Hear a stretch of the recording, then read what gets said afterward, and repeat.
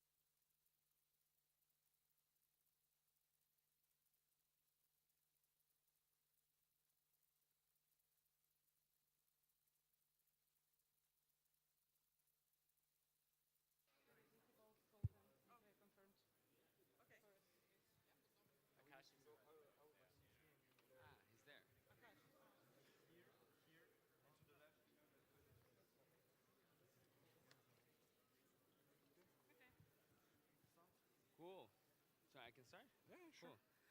Cool. All right, everybody. Good morning. Are you excited? Woo! Yay! All right, then. So we're gonna start with the final of the 15th International Physicists Tournament. As you know, we have prepared for the final a very interesting captain's fight. It's gonna be very enjoyable. And let's see what's going to happen. So today we're going to see very good solutions from the problem of the sinking ice, then unstable levitation, and the honey, I forgot the rest of the name of the problem. Honey onto a spoon, yes. So I hope you all have a great time. But I just would like to congratulate all participants, not only for the fights during the week, but also yesterday during the conference. For those who missed, it was very, very interesting. We had amazing solutions by all teams, and it just tells us how good the level of the tournament is. So we're also live on YouTube. I don't know, there's so many cameras around. Is that one? Hello? I'm just kidding, there's not many cameras. It's like just the one, but you gotta pretend, you know. So, but okay, so we're live also. We're gonna be also live on Instagram. So whoever is also there, you can also comment a lot during the final to which team you're cheering for. And that's it. That's all I had to say. And welcome to the final, and wish good luck to all the teams. Yay! Woo.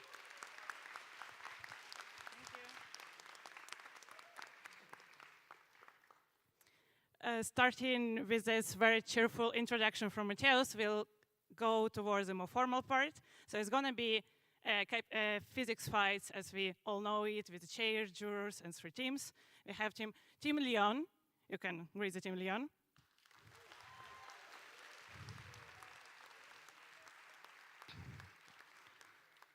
Team Poland. Okay.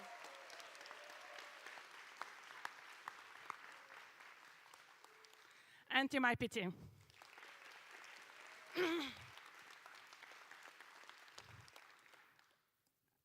I'm Anastasia. Me and Jean gonna be chairing for this physics fight. So if you have any technical question on the timing, please come to us with it. We also have a wonderful team of Execom and Lucy who are going to assist in us for captain's fights. As in every year, captain's fight is going to be as exciting and blowing your minds even more than you can expect from us. If no more questions, we can also introduce... It's okay. Oh, it's okay. We can introduce the jurors without passing the mic. Okay. Hello, everybody. I'm going to introduce the jury now. Maybe each and one of you can show yourself when I announce your name. So first we have Nikola Poldak, who is a team leader of Croatia.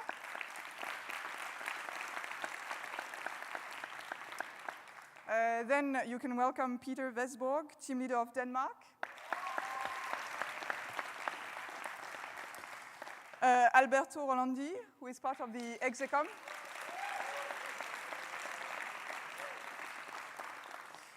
Michele Ghisardi, team leader of Italy.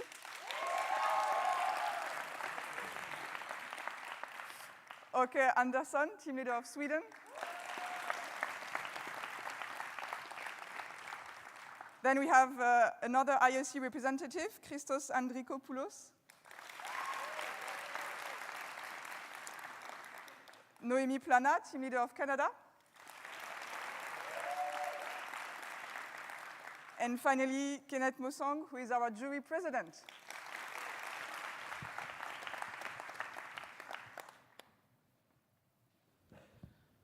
And before we start, we have to walk through some technical information. So because it's the final, we have 8 jurors here. We'll have extended time for jurors' question.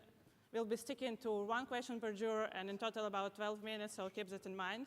We also won't be announcing the all grades for all 3 rounds to keep some intrigue, to let you to wait until we announce the results of the grand finale of the IPT 2023. So we'll be showing only grades for first 2 rounds. Each team has 1 minute timeout, which you can take during any time, like discussion or preparation, but not during monologue of any of your colleagues on the stage. And starting from that, we are happy to proceed for captain's fight.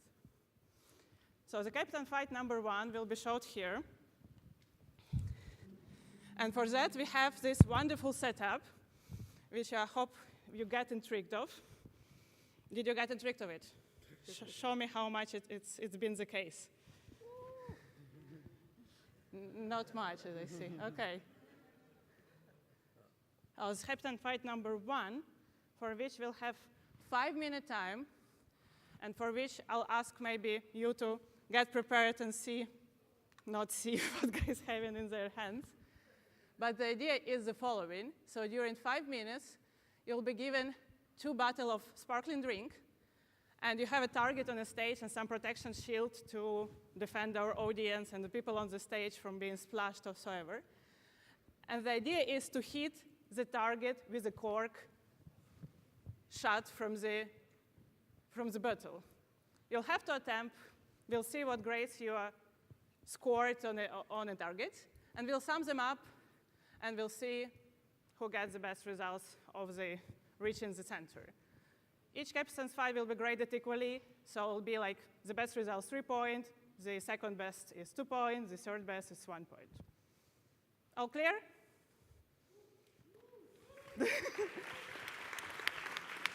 Can we start the time?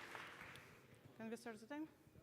I guess. So your time is started roughly when you get the battles.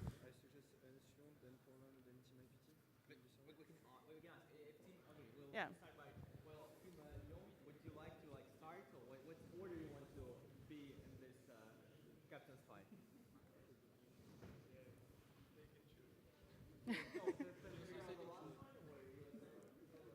You go in last one. Then we go in there. There is a Poland team. So the Poland team, he wants to be the first, second one. So there is IBT that's going to do the first one. So we asked the team captain from Team IPC here. How is the team captain? Okay, cool.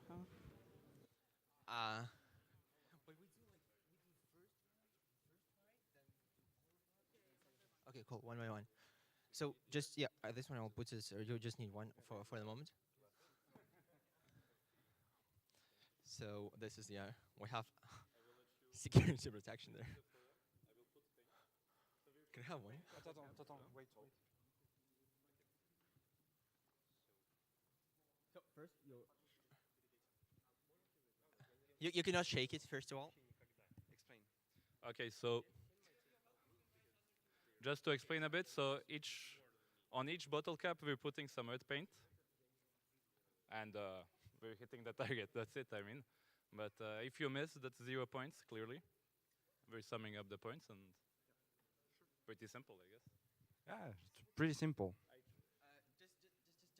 Just so you cannot shake it before. This is kind of clear. You can should you yeah. Just you have to open it. Just open it like that, and that's no. There is no need to hit it. Just to make sure that everyone has the same motion. So the idea is to just push the bottle cap with your thumbs. Okay, just so that we're okay. It's ready. So now you can put something. So we'll put the paint on it, so that we'll see what happened. Oh. And what is the distance? Okay, one. Is it going? Some tension there. Up. It's going. Almost up. Woo! So it's not that easy to be sure. So next we have Team Poland here. Well.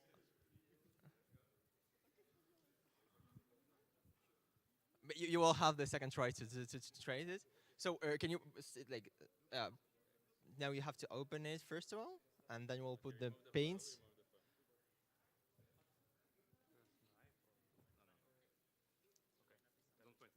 But just can you point it in more?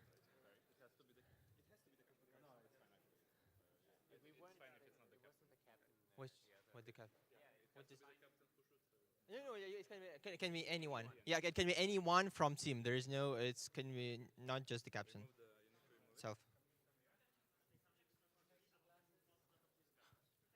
Protection glasses. Okay, fine. So you first of all we'll put the paint there. Paint. Oh my gosh, paint is my life.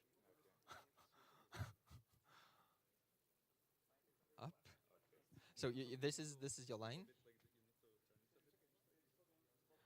So here we go, Team Poland. First attempt. I'm just a bit scared here. It's just kind of. Even I have like safety glasses, but it's coming. I see it's coming. It's coming. It's coming. It's coming. Like I say, it's like 1, 2, 3. Oh! Woo! So it was a really nice try, but still. So we have now Team Lyon, Université de Lyon, France, coming here. So who won?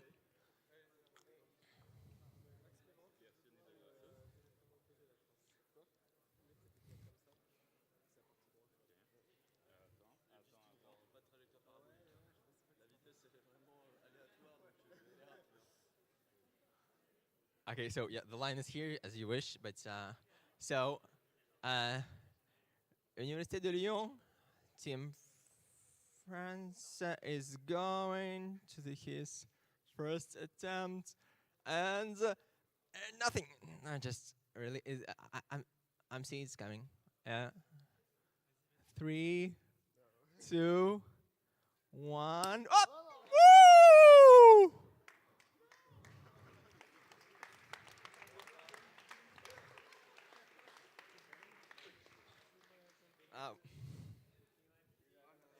So we're going to the second attempt. It's Team IPT going back.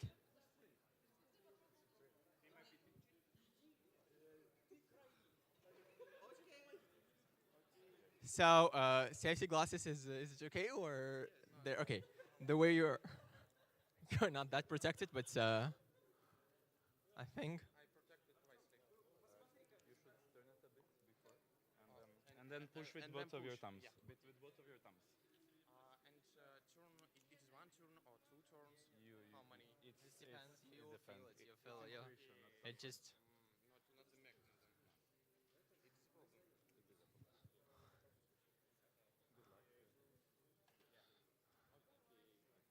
If you get paint on your finger, it's fine. We can wash it with water.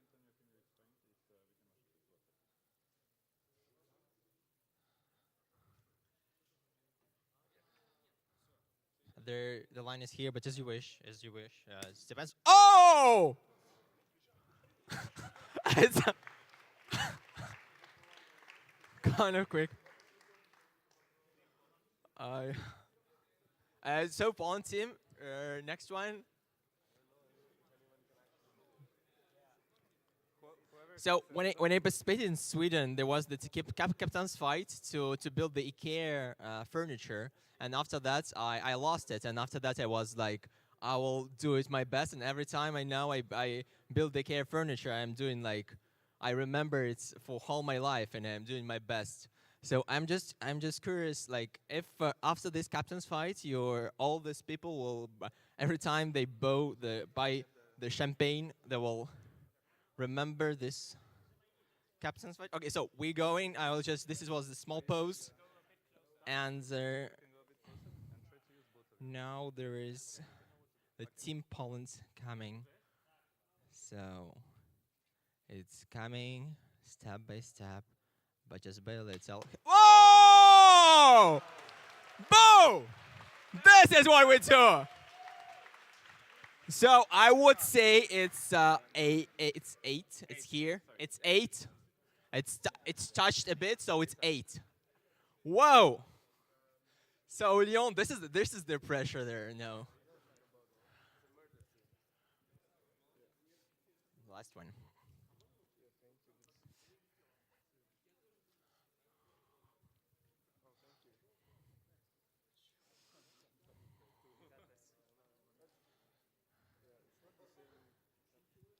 So the bottle of champagne will give it to you, and then you can, during the pose, you can drink it without pressure. So as soon as depends on the result. It depends on the result, but yeah, this is. Oh yeah, one we will give to jury member if you want. So, Team Lyon is preparing. You ready? This is the hard one, he said. And he's turning a bit more. whatever as you think. If you feel it, turn it a bit. It's going. He took his thumb, and I think it's coming more and more, and even more. And now I'm so stressed here, and even yeah, just take your time where there's no pressure. Yeah, there's pressure in the boil. There's the joke like this, so I'll upload to Kim. Okay. So this is the new strategy. He turn it, pushed, turn, pushed, but this is probably it will work. We'll see it. So last attempt, and what happens? Kind of. Whoa!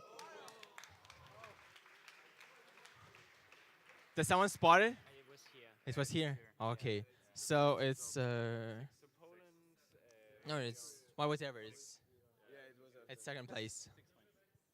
At second place, so it's not the big. Thanks a lot. Thanks for this. It's six.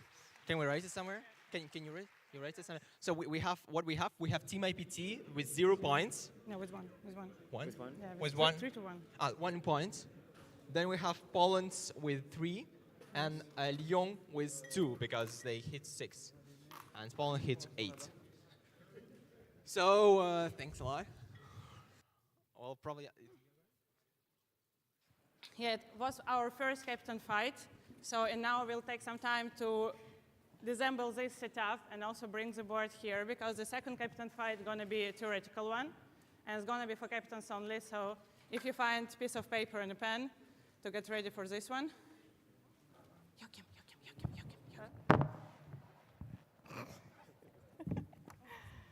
So this is a magical board where the results will be appearing.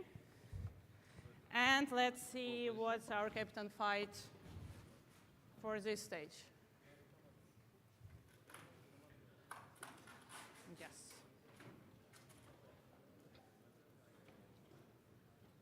Comparably to previous one, it has correct date. Not really, but at least in English. So this captain fight is going to be about this object. Do you know what is it? The captains, at least. Let's go it is razor, yeah, rapid. And you'll have 2 minutes to answer the following question. So when you make a mistake while writing with a pen, you can use this rapid corrector fluid to hide it, to remove it from the paper.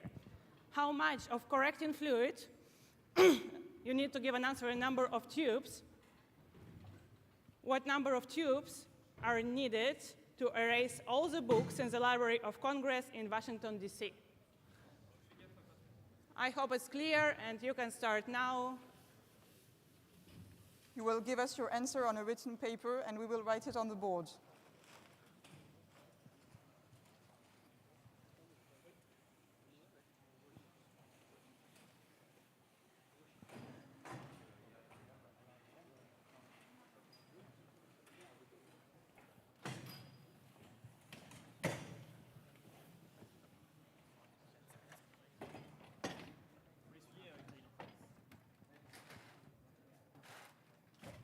Pardon. Okay.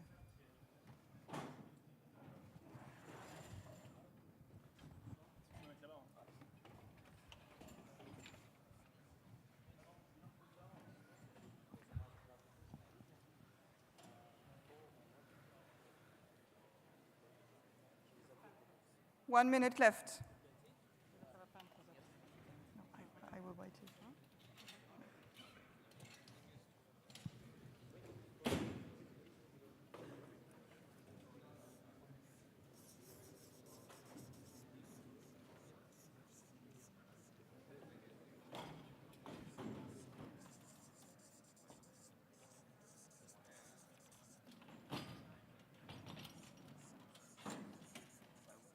30 30 seconds.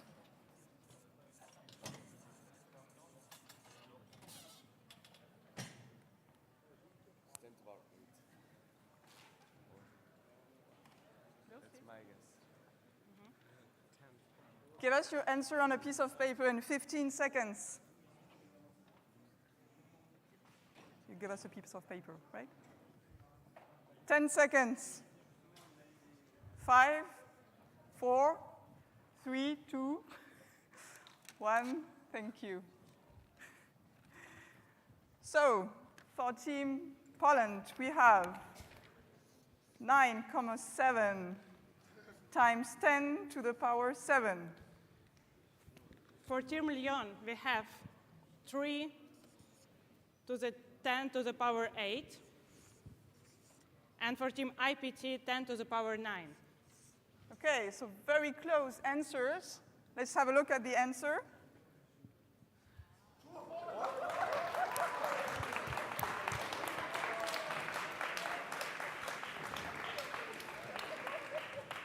So the answer being 3 times 10 to the power 8, I think we can all agree that Team Lyon won this fight. Okay, so we'll give them 3 points for this captain's fight. Then we have Team Poland. Do we agree, Anastasia? Do we? Seems so. I don't know. Yeah. And finally, Team IPT. So it means that Team Lyon here received 3 points in this round of the Captain Pie, Team Poland 2 points, and Team IPT 1 point. And with help of that, we can proceed to the third round of the Captain fight, which is also going to be practical and also going to involve the entire team. So get ready. You need to apply your communication skill to some extent. Yeah. So now our LOC president Arnaud passing you the IPT cups. And also, as an equipment for this Captain fight, you'll have scissors and tape. And with all these things, you'll have a very serious task for 5 minutes, which we'll see now.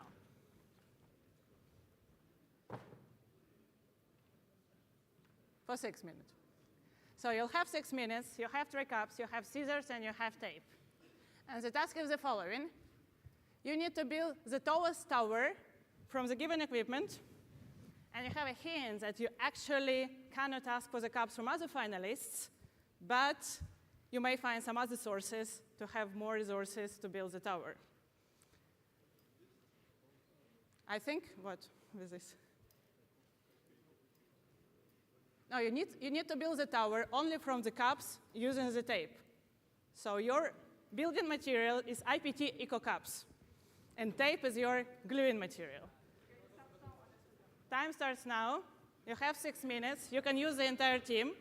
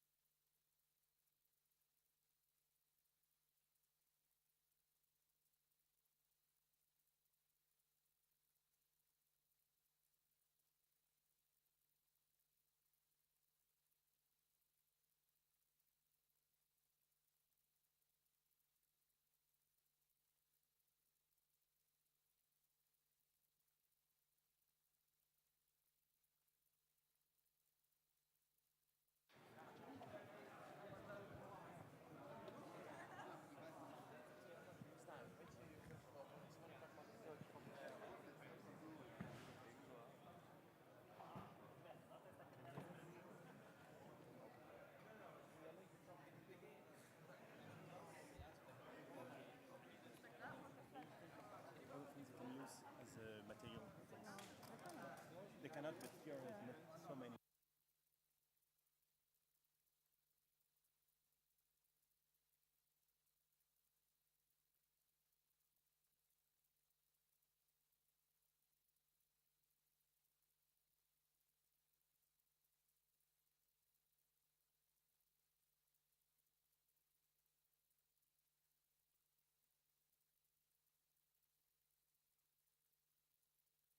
4 minutes left.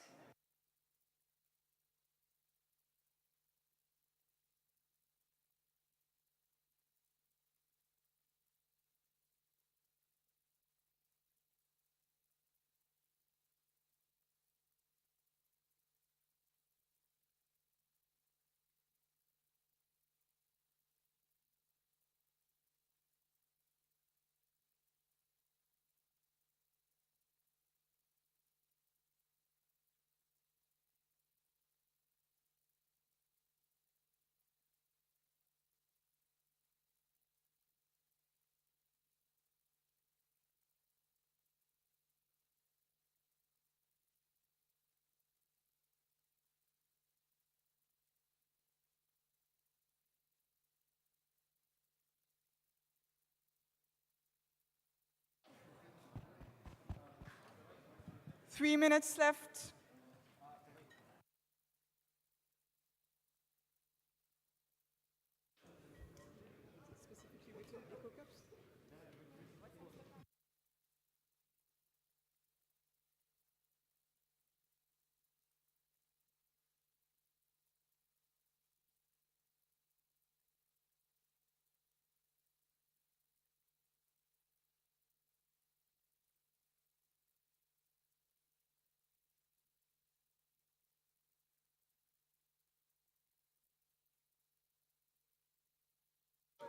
We received some bonus last minute, last 2 minutes, 20 seconds.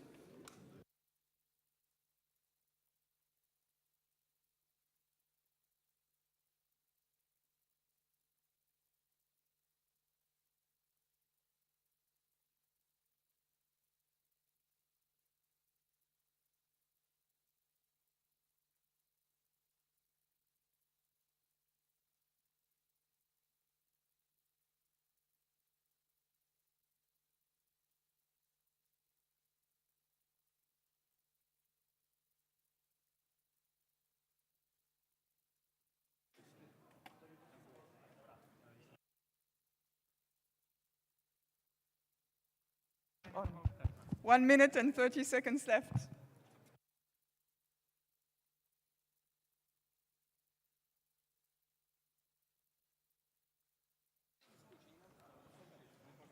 Ну нет, там поляки что-то.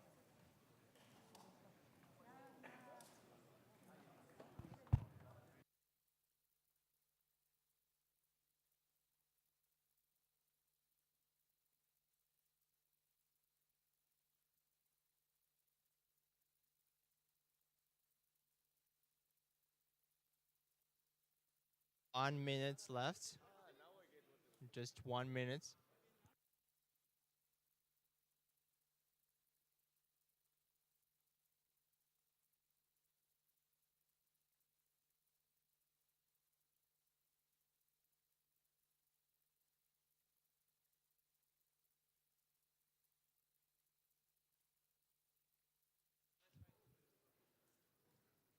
Thirty seconds.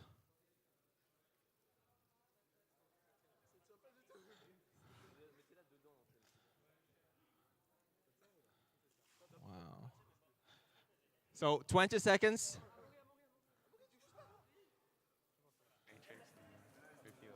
10 seconds.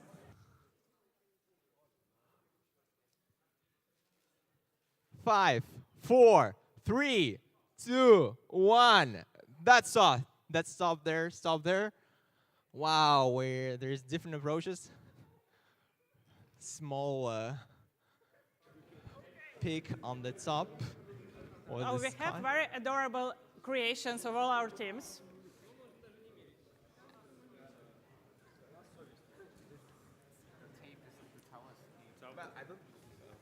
Yeah, we can present it on Instagram, so people who cannot see on YouTube how the tower look can go on Instagram. So we have the Team IPT submission for the escapement fight. Yeah, Yes, yeah. yes.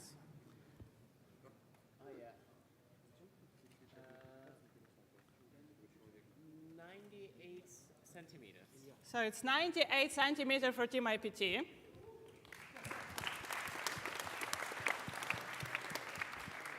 We We have an architecture creation from Team Lyon. Can you help me? Can you help me? Can you help me? 110 here Thank from you. Lyon. Whoa. And the last one is the Poland. Now we have Team Teams. Poland. Team Poland did some efforts to make it Wow, stable. this is kind of impressive there. It's 136.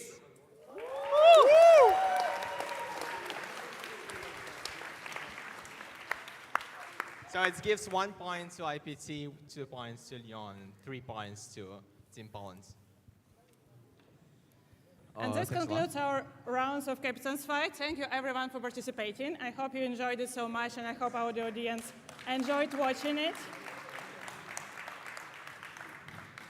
So result is the following. The team IPT gained 3 points in this captain's fight.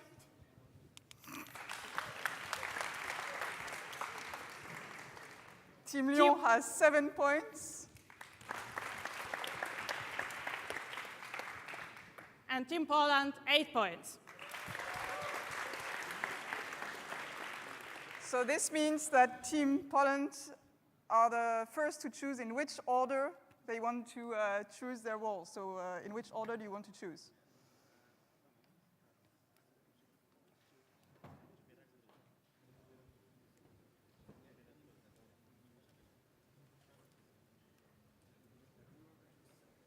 Okay, Poland is going to choose second. Lyon. Thank you. Lyon will choose first, and Team IPT will choose on the third place. So please, team captains of Lyon, come and write your team's name on the board.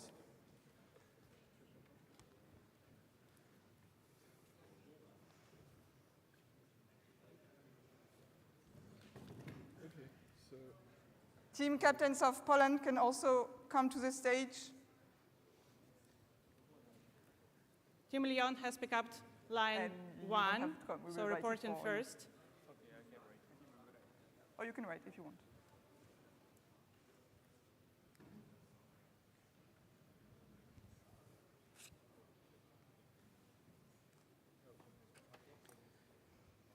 Team Poland picked the third line.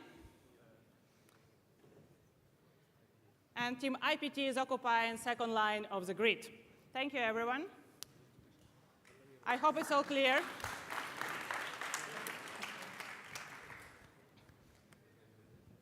So now we proceed for the first round. Team IPT is going to be opposing, Team Lyon going to be reporting, Team Poland going to be reviewing. We all know that the problem's been announced. I suppose you're showing our unstable levitation. You have time to prepare for the report.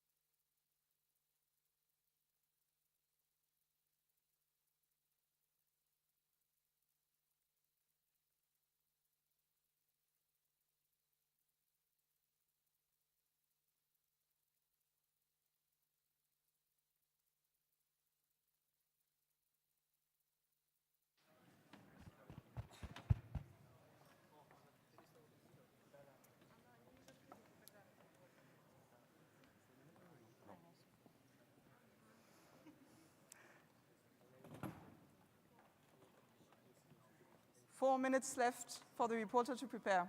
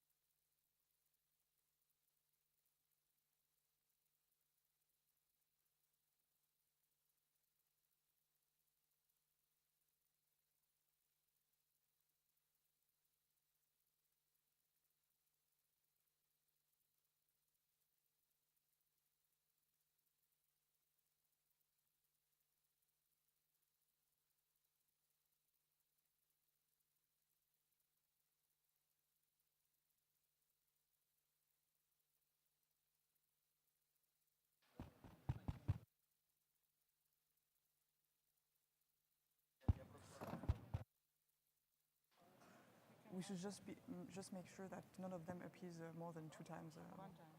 Oh, 1 time, yeah. But I guess they all know it, so.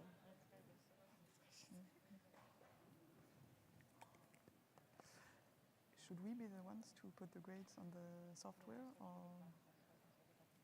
Yeah? So I took a photo in order for us to know the.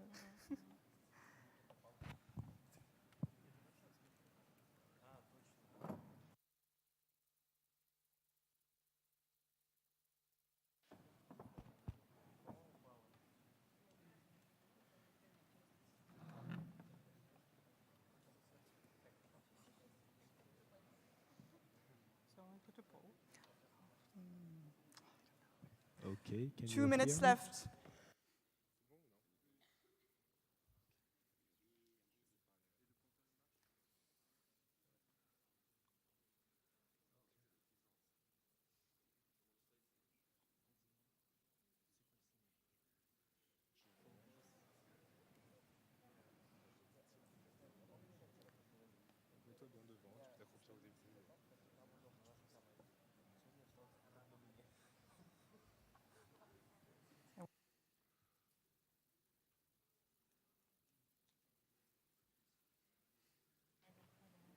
So for this first round, Team Lyon France will be reporter, Team IPT opponent, and Team Poland reviewer.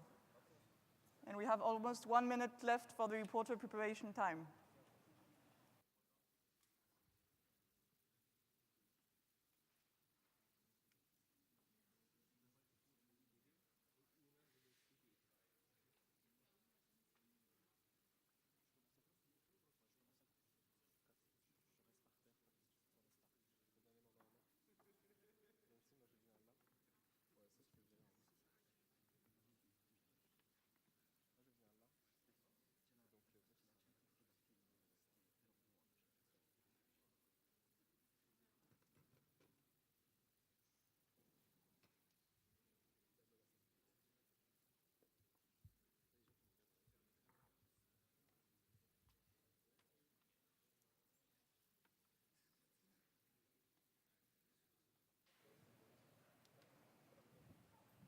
Fifteen seconds.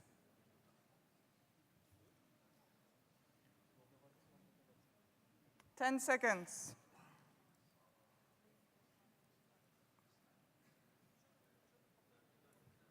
Okay, let's begin. Silence, please.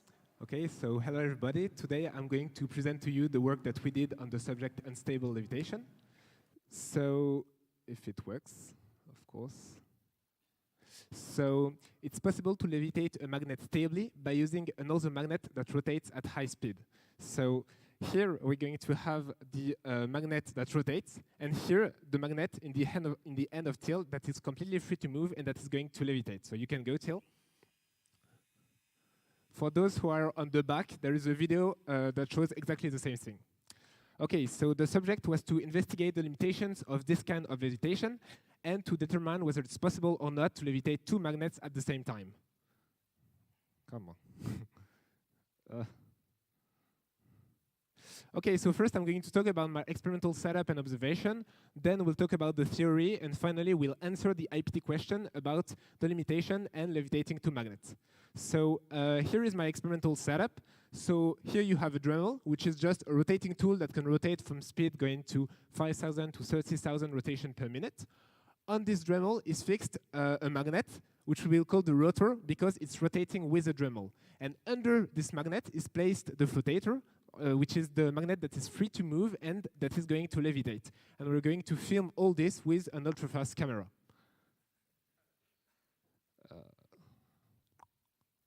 Okay, so the first observation is that the shapes of the magnet is not critical. So here for the floater, you have a cylinder, a sphere, or a cube, and in each case it levitates. And it's the same observation for the rotor. So here it's a sphere, but the phenomenon also works with a cubic or a cylindrical rotor. So the IPT question came with a video, and on this video he explained the levitation phenomenon with the fact that the floater is going to try to follow the rotation movement of the rotor, and there's going to be a constant lag between the 2 magnets, and levitation comes from this constant lag. However, we're going to show that this is not the case.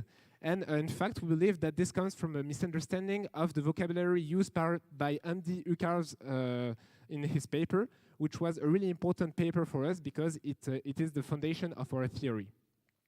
So the first observation is that the floater spins at a rotation speed that is really slow compared to the rotor spin. So usually we have 1 order of magnitude between the 2 rotation speed. Moreover, we can see on this video that in fact rotation is just not needed to have a levitation. However, there is a really important movement that I want you to understand here. It's the movement of precession. So here, as you can see, the floater is precessing, and in fact, it's precessing at the same frequency as the rotor. So precession movement, it's a movement like this, okay? So the floater is not rotating, but he is precessing, and this will be the movement that will explain the levitation phenomenon. Okay. Now we're going to make a little bit of parametrization of the problem. So we understood that the rotor has to be tilted by an angle gamma in order to see levitation. We're also going to call phi the angle that the floater makes with the vertical axis as he is precessing. And finally, we'll call Zx the distance between the 2 magnets at equilibrium. So now let's talk about the theory. So our framework is that the floater is only precessing and that both magnetic moments remain in the same plane, as we can see in our videos. Moreover, we're going to use the small angles approximation, and we'll place ourselves in the dipole-dipole interaction only, because as you can see on this video, we can have a levitation with 2 spheres which are perfect dipole. Moreover, for other shapes of magnet, well, the dipolar approximation also works. So here, for example, you have the magnetic field created by a cylindrical magnet as a function of the distance. And you can see that it fits quite well with the dipolar field.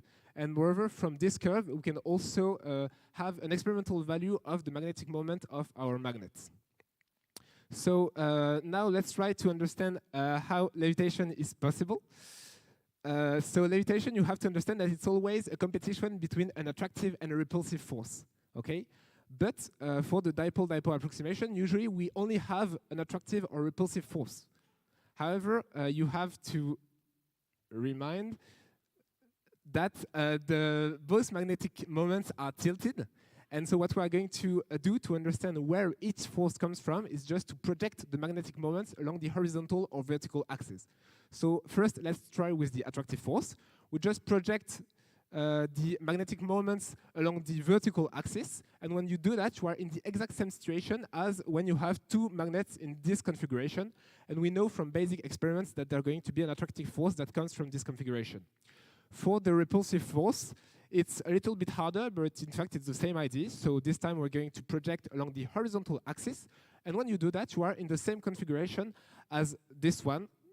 So the magnet representing the floater is anti-aligned regarding the magnetic field created by the rotor. And we know also that there's going to be a repulsive force that comes from this configuration. Okay. So now let's try to understand why there is a constant angle phi. And well, this just comes from a torque balance. Indeed, we have the torque linked to the centrifugal force that will tend to align the floater along the horizontal axis. And at the opposite, we have the torque that is due to the dipole-dipole force that will tend to turn the floater in the other direction, okay? And when we have the torque balance, we can write an equation for the angle phi, which is just equal to this, with L a characteristic length that I will talk about it later. Okay, so now what we can do is just to compute the dipole-dipole force along the vertical axis in this configuration where both magnetic moments are tilted. And when we do that, we obtain an exact formula, which is this one. But what I want you to remember is just that we can put our formula in this way, okay? And, well, here you can see that we have 2 terms. The first one scales as z to the power -7. So in fact, it's a repulsive short distance term. And the second one scales like z to the power -4. So it's a long distance attractive term. And what we can do next, it's just to plot this force along the vertical axis. So here we have the force along the vertical axis. Here we have the distance between the 2 magnets. And in blue you have our force. We can then add the weight. And when we sum the 2 forces, we obtain the red dotted line. And on this red dotted line, we can see that there are two positions of equilibrium. The first one is a stable one, and the second one is an unstable one. Okay, now what we can do is we can plot our force as a function of the rotation speed of the rotor. And when we do that, we obtain this video. So we can see that at first there is no levitation, and then there is a critical speed at which the levitation phenomenon appears. And when the rotation speed increases, well, the distance between the two magnets is going to decrease. So now let's check our theory with our experiments. Okay, so the blue dots are our experimental data. So we just have the distance between the two magnets as a function of the rotation speed of the Dremel. And we can see that our curve is the orange one. Be careful here, because we must remember that in our computation of the angle phi, we used a characteristic length which we called L. However, this distance is not, for example, the characteristic size of the magnet, but is in fact linked to the precession movement. So we observed that the precession movement is not around the center of mass, as we first thought, like this, but around a point that is a little bit under the center of mass, and like this. So the movement of the flotator is more like this. So in fact, the characteristic length that we need to consider here is the distance between the center of the precession movement and the center of mass of our magnets. And we can measure it. It's approximately 2 millimeters. And the orange curve is a fit of our experimental point. And we obtain a characteristic distance of 1.6 millimeters. So it's really close from our experimental data. Another confirmation of our theory is the angle of precession of the floater. So our theory says to us that at equilibrium, we have a relationship between phi and gamma. We just have phi equal to gamma, equal to 2 gamma, regardless of the rotation speed of the Dremel.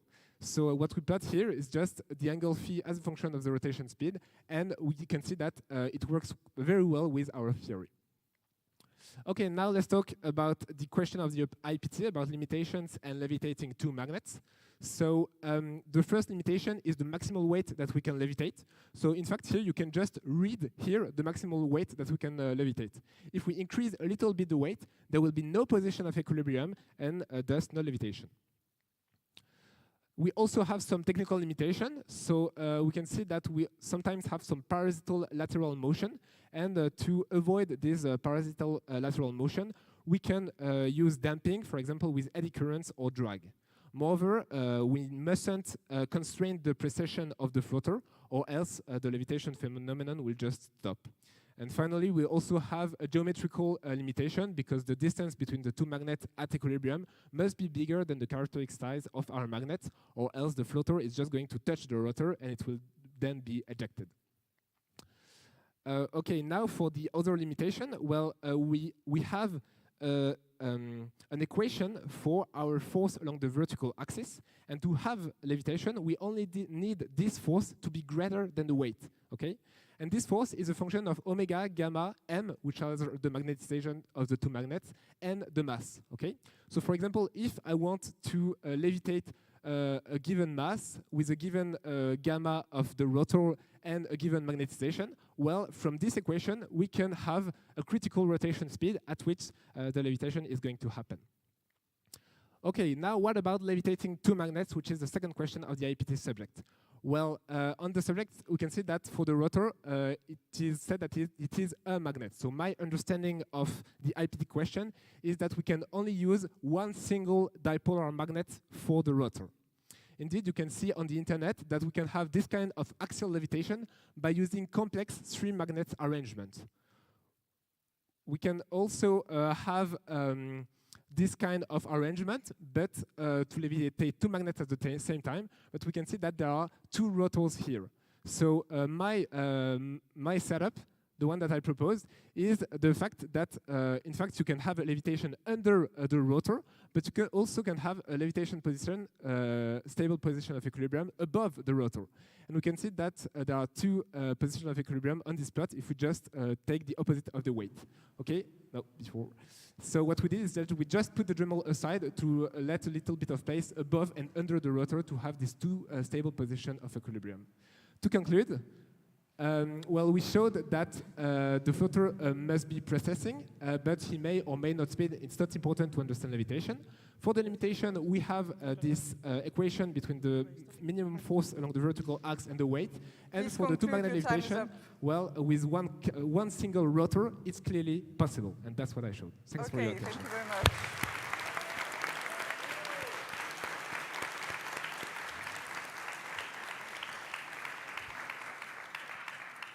We'll now listen to the clarifying question from the opponent team. You have a mic. You should have a mic there.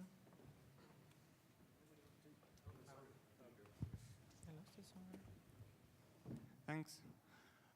One question to you. Did you analyze the equilibrium state in a plate perpendicular to a vertical axis? Can you repeat the question, please? I Did you didn't analyze understand it. Just yes or no. Did you analyze the equilibrium in a plate perpendicular to vertical axis? This should be clarifying question only, and I'm not sure this is. I'm not sure please, it's a technical question. I'm sorry. another question, Maybe we please. can discuss it later. Okay. Did you check that the tilt angle doesn't change during time, during flying time? Yes. Yes. Okay. Good. In your experimental setup, did you have an experiment with the two magnets levitator in the same time? No, due to technical consideration. We had some ferromagnets in our setup, so magnets were just attracted by these ferromagnets. Okay. Okay. Can you open slide number 30?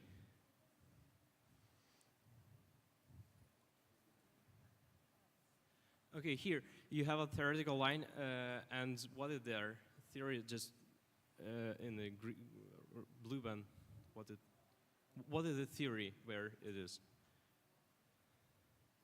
Okay, so our theory of the force gives us the force along the vertical axis. From this equation, we can retrieve. No. I don't know if it is the question. Okay. Okay. Well, it comes from our model. no, I understood, but you don't have a theory line here. You have a feed theory and experiment. Okay. Yes. Sorry, because Okay. our Well, time is. maybe we can discuss it later. Sorry. 3 minutes for the opponent to prepare.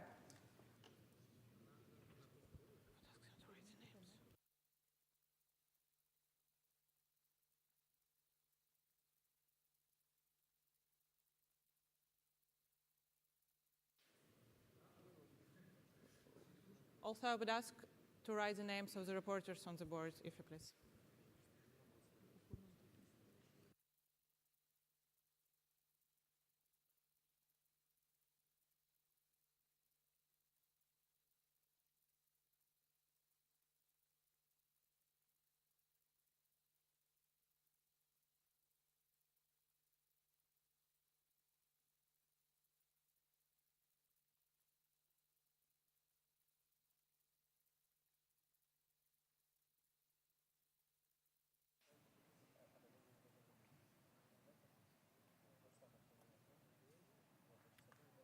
Two minutes left for the opponent to prepare.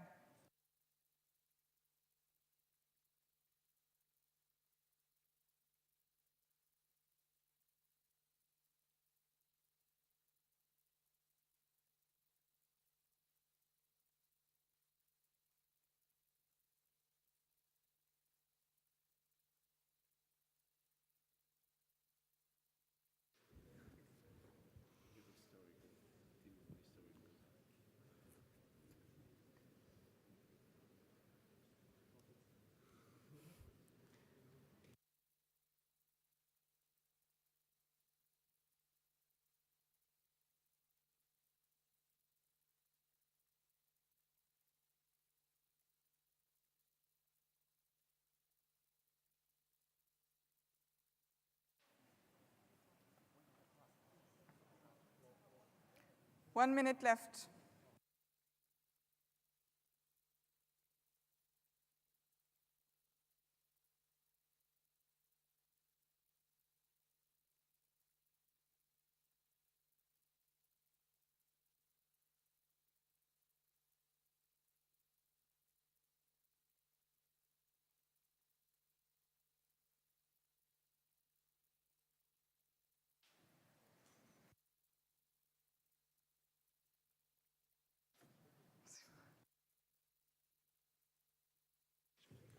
another spare one. 20 seconds left. No, it's okay, it's working. I don't know what's.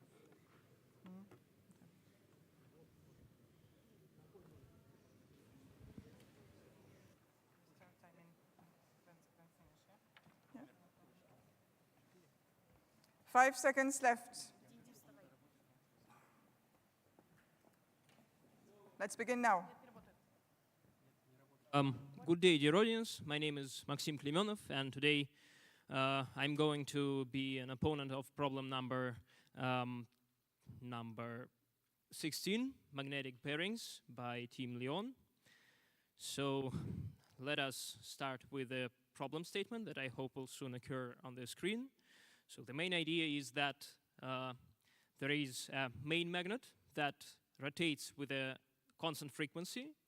There is also a, let's call it floater magnet, or a floater magnet, who is in this field of this setup. And under certain circumstances, the second magnet can levitate. And the problem is to understand what are the conditions for this levitation and limitations.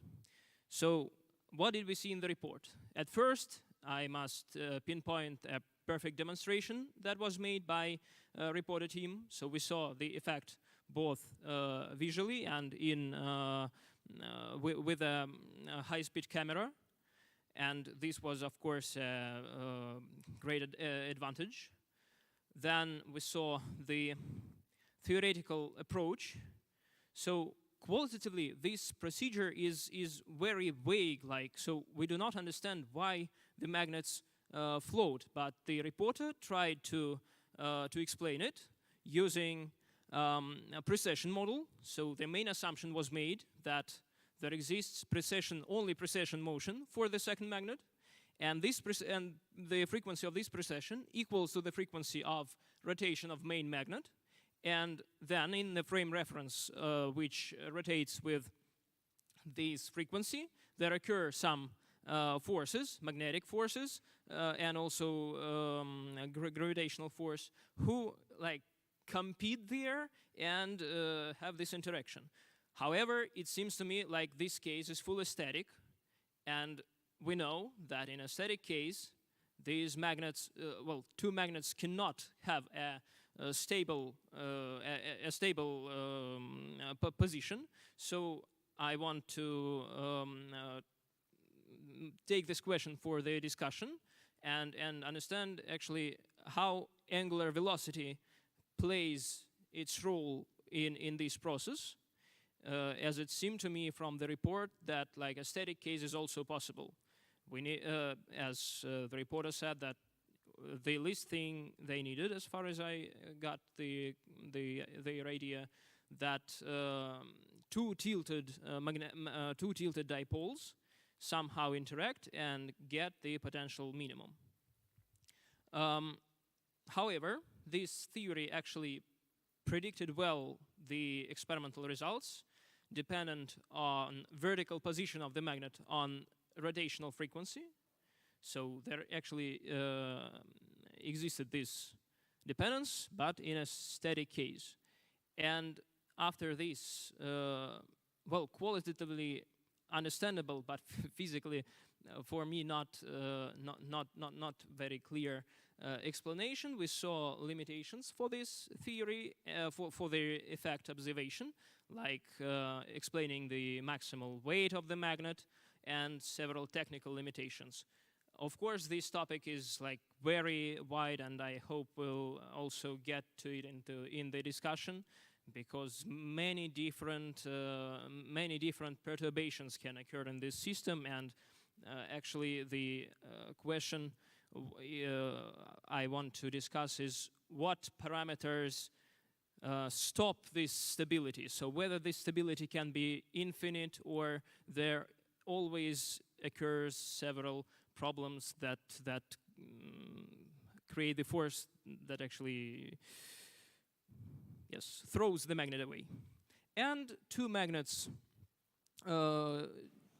two magnets were also discussed. However, we did not see the demonstration of the effect that was made by the reporters.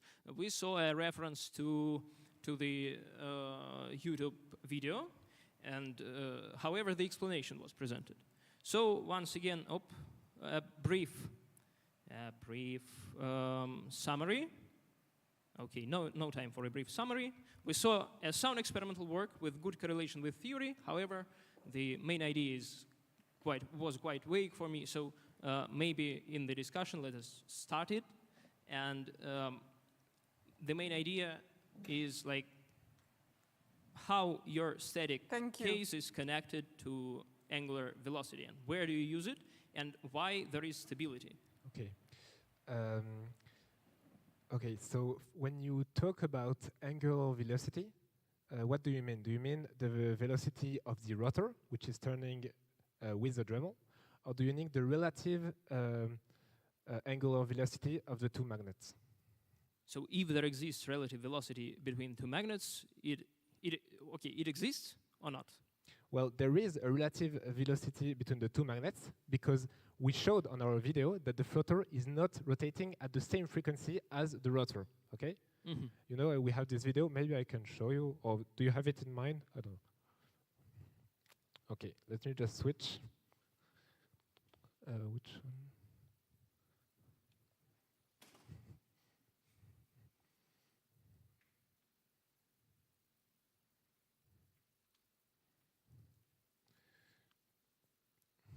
Okay, so on this video, what we put is that we put a constraint on the floater, and when we release the constraint, well, we can see that the floater is rotating, but at a very low speed compared to the rotation speed of the Dremel. So what I said is that rotation is in fact here, but even in the static regime, we observe that the rotation speed of the floater is very small compared to the rotation speed of the rotor. And moreover, here we have a levitation with almost no rotation speed of the floater. So we can understand that it's not an ingredient tool to understand levitation. Okay, then let us once again move to your theoretical model. You projected two dipoles. You made projections for two dipole moments, and then so how you use this relative angular velocity or just angular velocity of the Dremel for making the effect stable. Okay. So our theory is based on this figure, where you can see that it is our framework. We are going to assume that both magnetic moments are in the same plane. And this is possible because the floater is processing at the same frequency of the rotor. Okay, I understand it. So you consider just a static case, yes? So just two dipoles, and how rotation affects. So I know that for a static case, two magnets will surely not have a stable position. Okay, I think that there is a misunderstanding on the static case, because here we are in the reference frame of the rotor. So in fact we are turning, okay? And it's not static because we showed that the floater is processing. Okay, if we were in a static case, well, if the rotor is tilted like that, the floater who is tilted like that would just like to align along the magnetic field created by the rotor and will be like that. Do you agree with that? Yes, so it would surely rotate. Yes. And in your case, it is like fixed, and that is the effect. It fits? Fixed. So the magnetic moment of the second magnet is fixed, and that is why, in your opinion, it is stable. This configuration is stable. The magnetic moment of the floater is fixed? No. Okay, we are, well, I just can show you a video that will be better.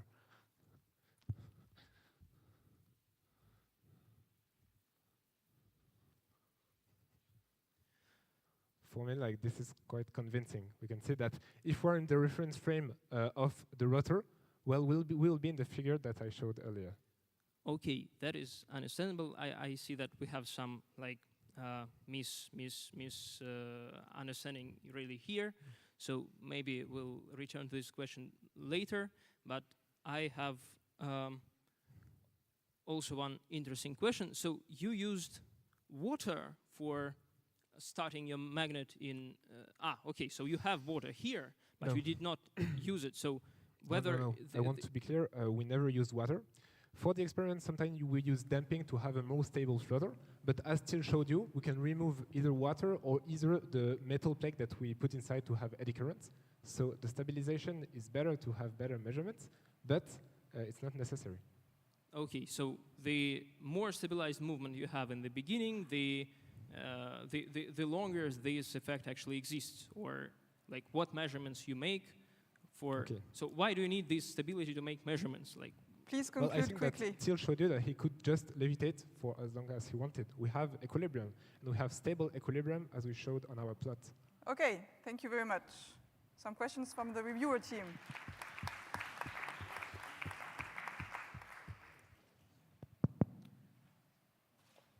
Okay, so I have a question to reporter.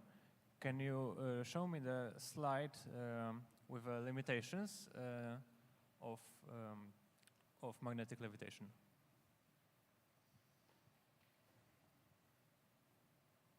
This one or the next one, which is this one? Okay, so Yes.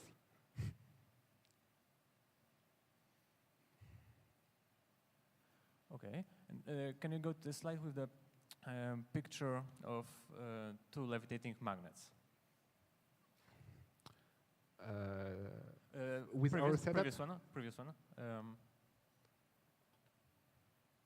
Okay, and so these are from this Turkish scientist. Exactly. Okay. The one that made the article. Okay. Okay, I think I'm good. Thank you.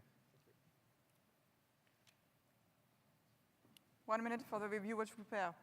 And please write the name on your board.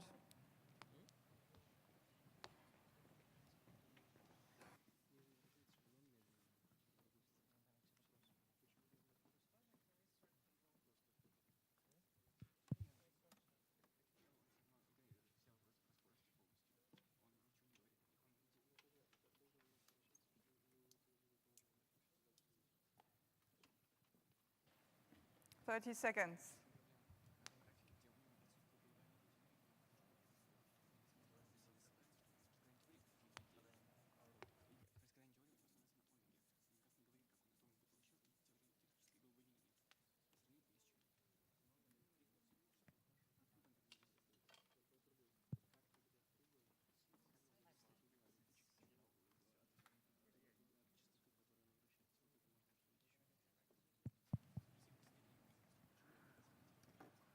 Okay, let's begin now. Okay. Hi, my name is Stanisław Rakowski. Thank you for presentation, opposition, and your discussion. I will now do a review of your presentation. So I think the problem statement was pretty clear. I can remind you the two main questions about this levitation. So the limitations of it and the possibility of levitating two magnets. So starting with the presentation of presenter, he actually built a setup and he proposed a theory and he really well explained how does it work. I mean, we have two inclined magnets which are rotating in high speeds, and when we think about magnetic field, it's so much complicated that I couldn't predict anything by looking at it. And with help of reporter, we know that this inclinations of magnets is just the indicator of balance between some repulsive and attractive forces. So he really explained how does it this potential well locks magnets. He compared his theory to experiments fitting some physical parameter, and investigated limitations of his levitation, mainly mainly focusing on wave elimination. And he proposed a model for a double levitation. Unfortunately, he managed to show some video, but I'm sure he knows a lot about this, so it would be a good point for discussion. And for the opponent, he asked very good question about the role of angular frequency in model, which wasn't investigated, maybe not investigated, but presented by presenter in his theoretical model. But in his discussion, he focused mainly on this one. And that's okay, because now we have some time for discussion about actual questions of a problem statement. So in our discussion, I want to discuss the other limitations and the magnet stability. I mean, we have a locked magnet, and we suspect that this is a very, very complex system. So how stable is this point in radial and z-axis? And I want to talk about double levitation, and is it possible by using the different arrangement of magnets, not only one dipole? Thank you. Let the discussion begin. Okay, so maybe I will let the opponent rephrase my questions about limitations and stability of a magnet, because I saw that you wanted also to ask this question. Okay, yes, thank you very much for your speech and for your questions. So let us just start right from the top, because questions are really interesting. So in your model, you looked, as far as I understand, from the potential on z-axis and energy, yes? So you have these plots where you find this stability. Okay, yes, it's a plot of the force along the vertical axis as a function of the distance between the two magnets. Okay, so what about stability in horizontal plane? So what is it stable, and what actually affects this stability? So we actually see that it is stable, but the question is, what makes them stable? And I would say, how stable is this? Because the limitations are the thing we are focused on. Okay, so it's a very good question. Thank you for that. So along the vertical axis, we showed that the force along the vertical axis, we have a stable position of equilibrium for a certain omega, okay, depending on the weight and the other parameters. Along the radial axis, we can have this kind of force. So this time is a force along the radial axis as a distance in the radial axis. And we can see that here we also have a stable position of equilibrium.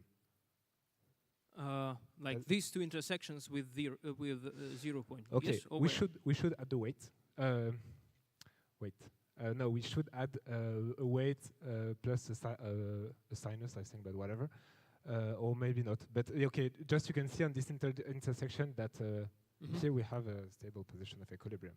Okay. Moreover, in fact, the weight is usually neglectable compared to this force.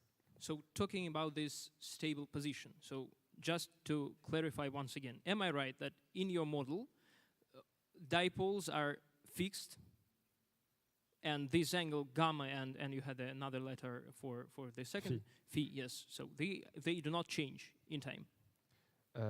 Well, phi and gamma no, but floater is precessing, rotor is rotating.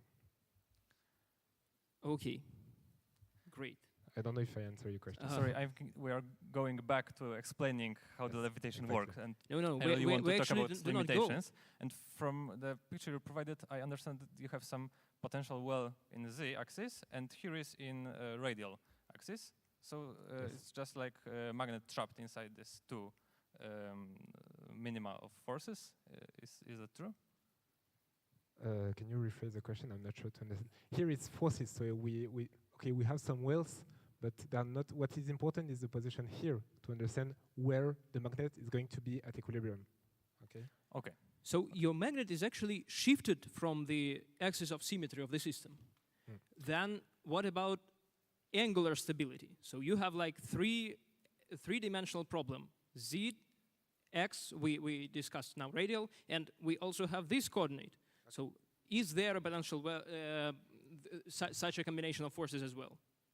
Okay, great question.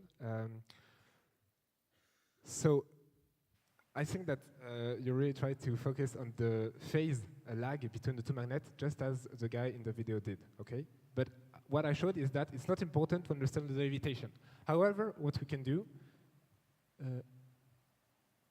is that what we can plot here this time, it's the force along the vertical axis, the same force, as a function of the phase lag that I think you want to speak about, which is All team members can participate now.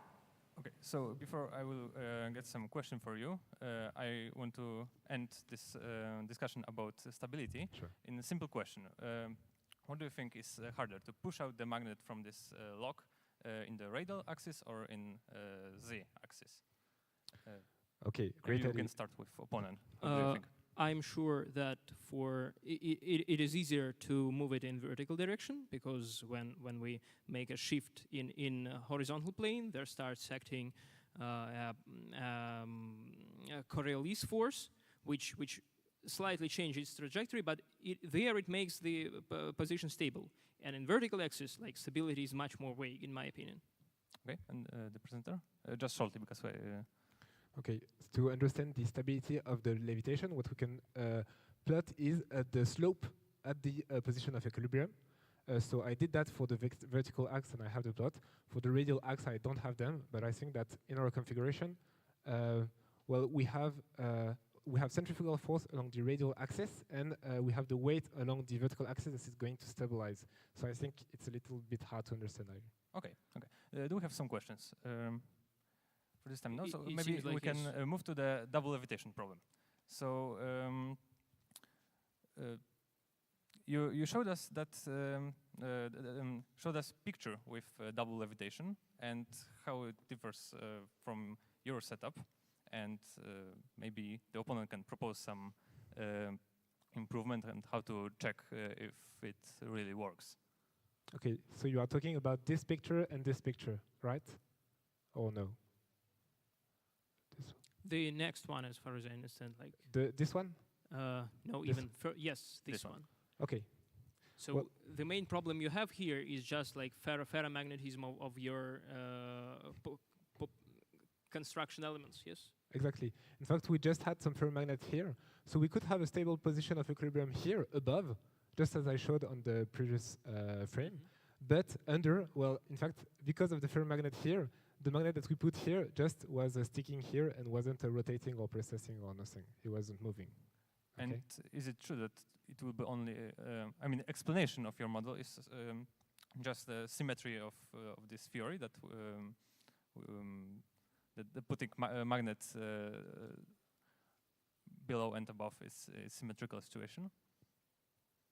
Okay, so I think that here you can see the symmetry. So we talked about this position of equilibrium, which corresponds to the position where it's under. But we also have a position of equilibrium above if we just take the opposite of the weight. And we can see that, by the way, the position of equilibrium of this point will be smaller than the position of equilibrium of this point. Okay. And by the way, the IPT question was to determine whether it's possible or not to levitate two magnets at the same time. And I think that this curve shows that it's possible.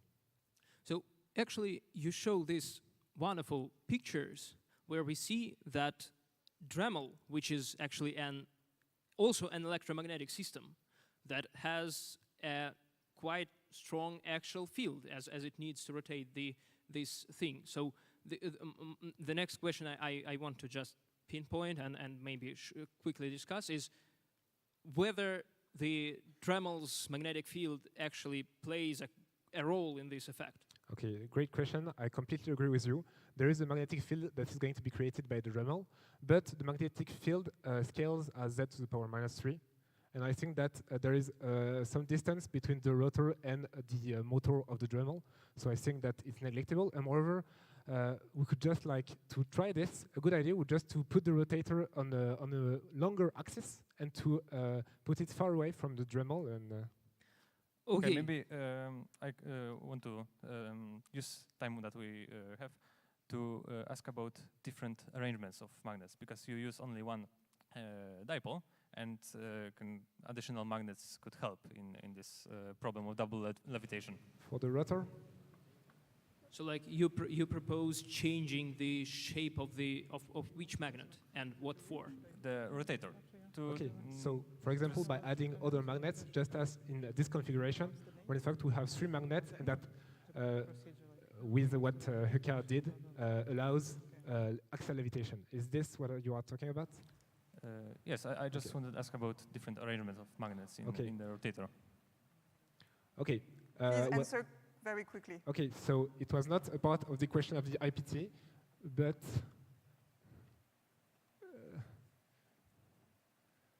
okay, so here is the figure, and here is the theoretical plot of the force along the vertical axis. You can see that we also have a position of equilibrium here. Okay. Really, you have to believe me, we can't talk. Thank you very much.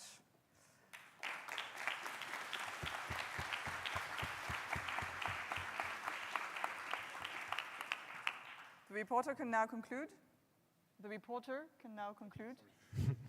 Okay, so it was a very interesting discussion because it allowed us to more understand what I meant about the rotation and the precession, which was a little bit confusing. And so I think that this discussion was maybe a way to have a more clear understanding of the phenomenon and of the theory that I propose. So when the reviewer arrived, we had other discussion because other topics were also talked about. For example, for the limitations or for the two-magnet levitation problema. And so I think it was a very interesting conversation, and it helped make things more clear. So thanks for this.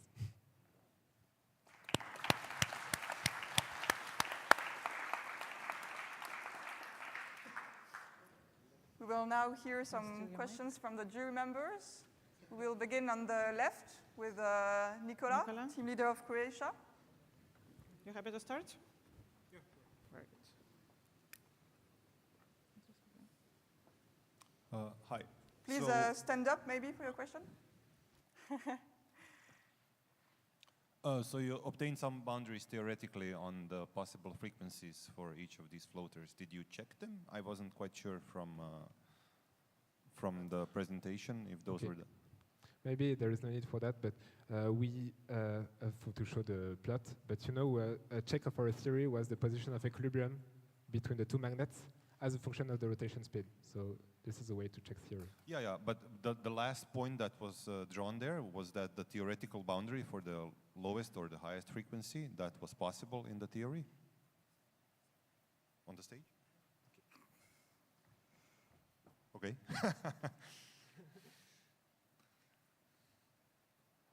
Yeah, if you can just show the... This one. Is this yes, this for example, so the rotation here is like from 110 hertz to 275. Yes. Are these the theoretical boundaries that you had, or it was just some points that you chose to stop? Okay, no, that's interesting because above, well, the distance was too small and the two rotators were just touching each other, so the floater was just ejected. Under this critical rotation speed, the weight was too important and the floater just fell. Okay, so these were like the experimental points where you couldn't measure any further. Well, yes, we couldn't have experimental points above or under these two frequencies here and here. Okay. Yeah, so also a question to the opponent, if I may? Very quickly. Very quickly, yeah. So I think the point that you were trying to get to is with the rotation. So do you think in the frame of the reference that was proposed by the reporter, is the floater rotating or not? As far as I understood from both the report and discussion, it does not rotate there. But do you think it should or not? That's the question. I think it should. You think? Okay, thank you. Thank you very much. Thanks a lot. Are you happy to proceed with the questions? Sure. Peter? Okay, thank you very much for a nice presentation. My main question is for the presenter. You showed the sort of how the force scales. You even called them takeaway formula, I forget which slide. They form here exactly, where we have this c to the -7 and c to the -4 depends on the force in the z direction. So that gives you a shape of the potential well, where we have stability, at least in that direction. And this allows you to make a testable hypothesis, right? I mean, because you know the shape of the potential well. So in principle, if you consider the oscillatory motion that's possible in the z direction around this stability point, you should in principle be able to verify by careful measurements of how it moves that this shape is at least qualitatively correct. Sure. So first, okay, I'm not sure, but when you say potential will, be careful because it's forces, and so the position of equilibrium is in fact here, and it's not an energy plot where the position of equilibrium would be at the minimum. But to answer but maybe it wasn't the problem. And to answer your questions, so, okay. Okay, is it answering it or not? Yes. Okay, so here, what we are plotting is the frequency of the vertical oscillation as a function of gamma, which is the angle by which the rotor is tilted regarding the horizontal axis. So this is a theoretical curve, and this would be a great way to verify our model, but we didn't have the time to verify with this method. But what we could do is just to perturb the floater along the vertical axis when it's levitating, and to see, to measure these oscillations. Okay, thank you. Thanks a lot. We can proceed to the next question from next jury member, Alberto. Alberto. Thank you for the nice physics fight. So I have a question for the reporter. If you can go back to the slide where the previous one that you were showing.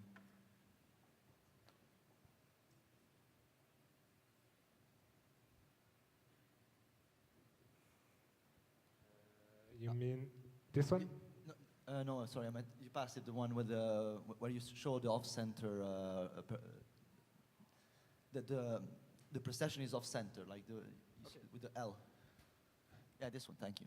Okay. Okay, so you briefly told us during the report that there's this precession off-center, and we didn't get to hear during the fight why this is the case. I would like you to explain me. Okay, well, thanks a lot for this question because I wasn't really clear on this point. So, okay, we can measure the fact that the floater is precessing but not around the center of mass. I will show you the picture later. And we can measure this distance between the center of the precession movement and the center of mass. And it's approximately 2 millimeters. And here, what we did is a fit because this value wasn't precise enough. So to have a better, just to check our theory, we did a fit. We obtained a value that is really close from the one that we observed. And now to see what I said about the fact that the precession is not around the center of mass, what we can do is, okay. So here you have a precession movement. We can just sum the frames. When we do that for a cylinder, we obtain this shape. And here we can see. I'm fine with the experimental explanation that you observed. I'm asking, like, can you give me an intuition, a physical intuition as to why this is happening? Okay. This is a tricky question, but I think that I have maybe two answers. The first one is the fact that even though we showed that the dipolar approximation was valid, in fact, we also have to see that the magnetic field created by the rotor on the top of the floater will not be the same as the one created at the bottom. So, in fact, what we consider is just the force, the vertical force as the center of mass, but in fact, the distribution is more complicated. Moreover, in our experiment, we also have a plaque piece of metal under, and this damping, because of eddy currents, also will change some parameters. So I don't know if I answer your question. Okay, thank you. I wanted to see if the opponent agrees with the answer of the reporter. I believe that in this case, the thing that the floater magnet is not as a point is important. That in this case, I agree with the reporter. But also, like maybe several force torques are important here. But answering this question is really not a. I do not have a clear physical understanding of this process. Of course. So my observation is based only on the reporter's presentation. And can you show the slide with the radial forces? So we saw that radial forces begins with a peak in 0, and the stability point is shifted from this 0 point. Yes, precisely. So maybe that's why the center of mass is beyond the axis of precession. So Okay. that would be my guess. Thank you. I think the chair won't let you answer. No, I don't think the chair will let you I continue. think I think you're good. Sorry. Now it's Michele's turn.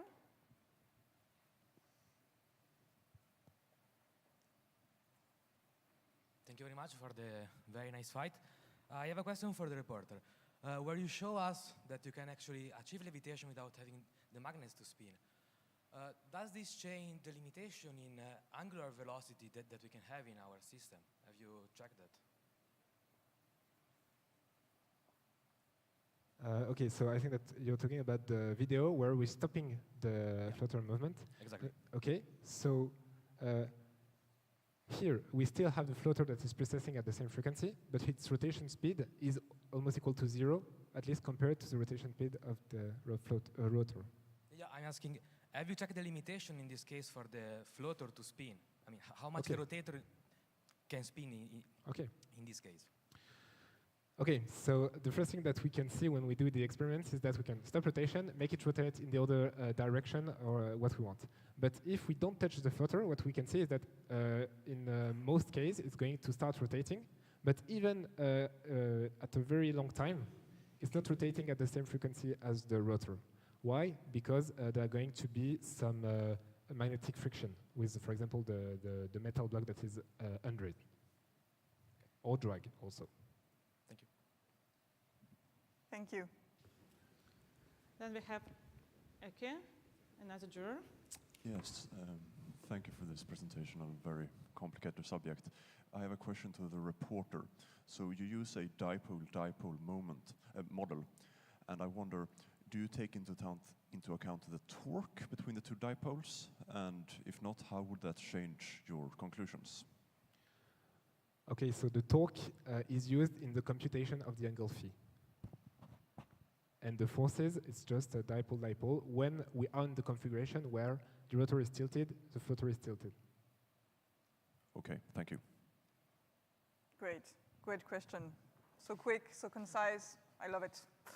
Now it's Christos' question, if you have any.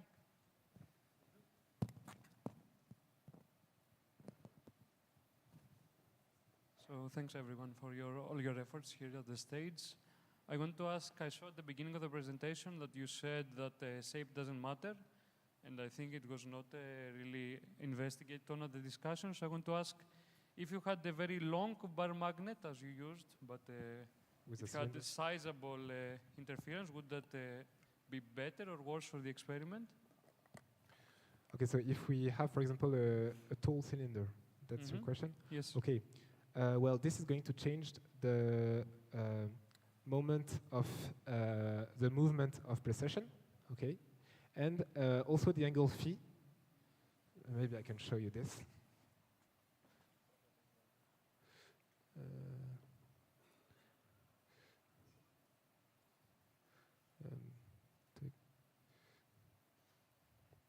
Okay, so if we have something taller than this, well, this, which looks like a moment of inertia, but is not, because it's linked to the precession movement, because here it's the characteristic length between the center of precession and the center of mass. Well, this ratio is going to change, so phi is going to change, and position of equilibrium are also going to change, etc. So, in your experiment, what is the longest bar magnet that you could try theoretically to spin? It was 1 centimeter tall. Thank you. And does the opponent or reviewer have an opinion on this? I would say that there exist like two limiting cases. Like one is a very thin cylindrical magnet, so it is like wide and thin, and in this case it would be so for this thing precession would be easier, and when we have such a very long magnet, the size of the magnet actually plays a crucial role, and the torque that acts on this thing. So at the top, the field is much higher than at the low, and of course, thinking of it as a dipole will be unacceptable. Thank you. Just I have something to add. So if we increase the length of the magnet, in fact, the characteristic length of the magnet with the precession movement will increase also. So phi is going to be smaller, and F, the vertical force along the force along the vertical axis, is proportional to phi minus 2 gamma, where phi is a repulsive term. So we can say that if phi decreases, well, what happens is that the repulsive force will be a bit smaller, position of equilibrium will be a little bit near. And I think that the reviewer also had something to say. Thank you. Please be quick, the reviewer. You can, but... Okay, so I would investigate the length of influence of the length of a magnet, maybe by modeling it with magnetic dipoles stacked at each other. We could, in this case, expand the magnetic field and maybe try to derive some formulas from this theoretical model. I'm not sure what will be the results, but I think that limitations due to rotation or stability would be more interesting for me than the length of magnet. But it will be just a nice experimental bonus to see this. Thank you, everyone. Thanks a lot. Noemi, do you have a question? Thanks for the very nice fight. To react on the reviewer question on your horizontal graph of the forces, on your graph of the horizontal forces, we can see that the equilibrium where the forces are zero is a bit shifted relative to the vertical axe. Was that considered in your theory? And if yes, how? And if no, why? Okay, so the force along the radial axis comes from our theory, but we didn't have the time to check this because it's a hard problem. Like if you're going to move a little bit the magnet along the radial axis, for example, well, the force along the vertical axis is also going to change, so the position of equilibrium will change, and it's a dynamic problem. So we didn't have the time to... Then were you able to see this shift on your data, experimental data? Okay, maybe I can show you.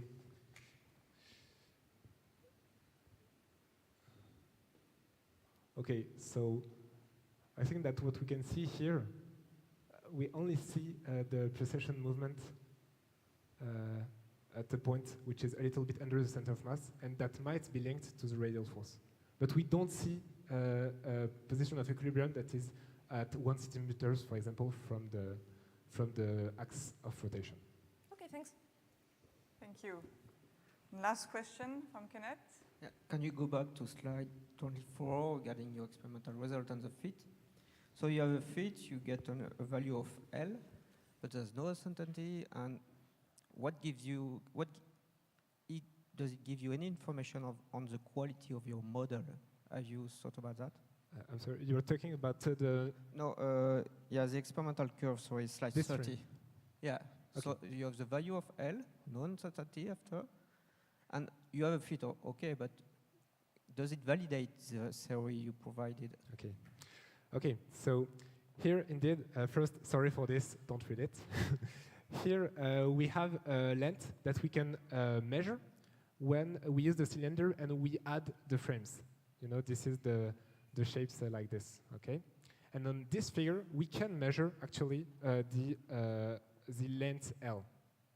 However, we had a very bad accuracy on this measure because it was very there was few pixels. So what we prefer to do to have this characteristic length is to have an idea of this characteristic length thanks to our observation. So we measured 2 millimeters, and then when we do the fit, we obtain 1.6 millimeters.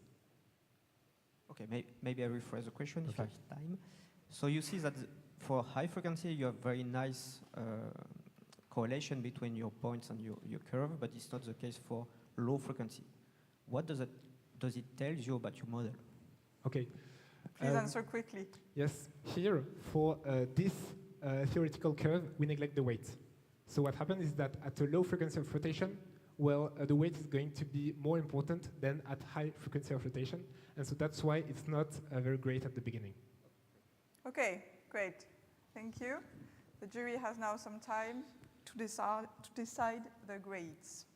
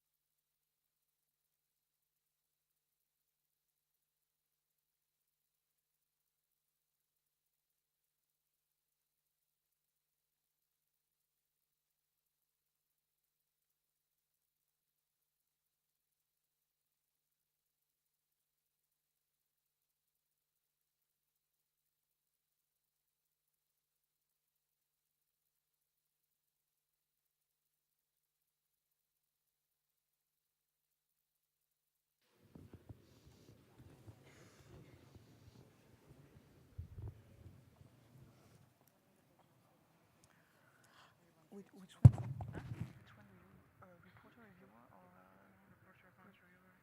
reporter? Yeah.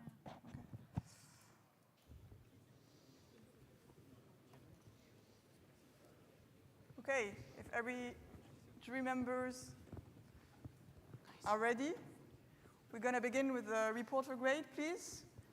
So please show us your grade for the reporter, and I'm going to announce them from the left to the right. So we have 7, 8, 7, 7, 9, 7, and 8.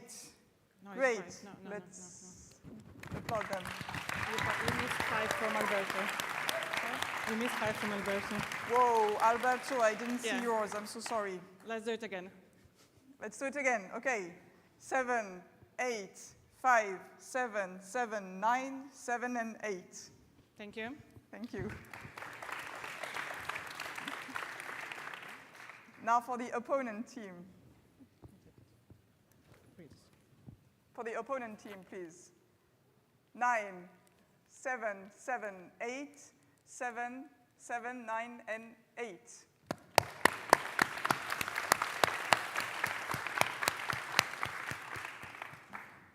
And finally, for the reviewer, 7, 6, 7, 8, 8, 8, 9, and 7.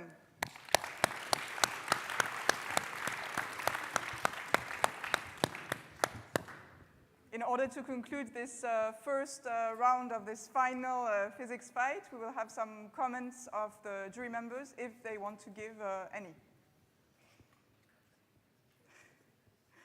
So we'll do it voluntarily. Alberto, I think you're keen to do it. As I gave the lowest grade to reporter, I think it's only logical that I should be giving a comment.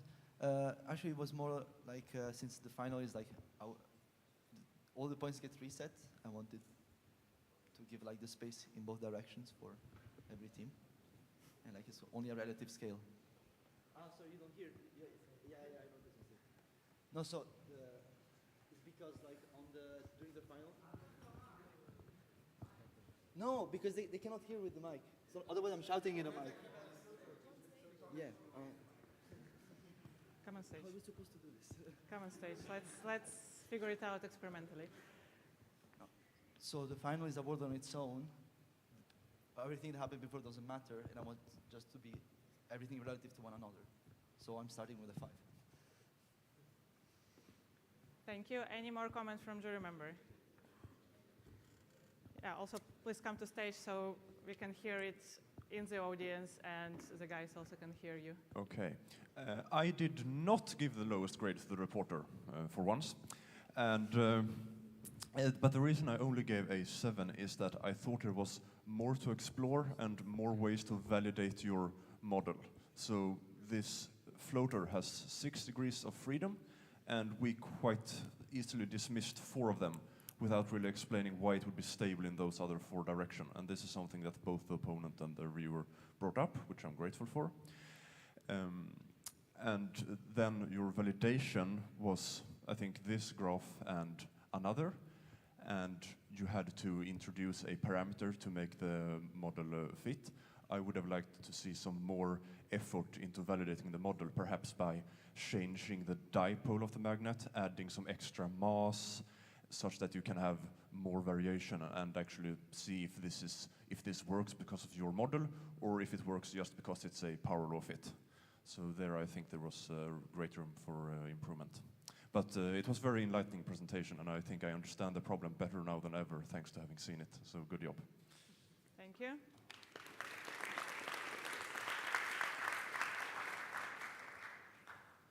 Yeah, I can say a few words because I gave the highest grade to the opponent.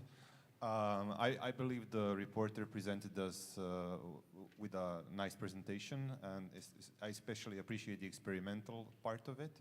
And I agree that we could have seen some more exploration on this side to be more convinced that everything here is on point. I do believe that you tackled the problem very well, but perhaps the explanation we were given was kind of misleading to believe that this stable equilibrium is possible in the magnetostatic case. And I believe that the opponent tried to bring that point up as well as the reviewer, and that's what I appreciated here, so that we can understand more physically what's going on. So hence the higher grade. Yeah. Thank you.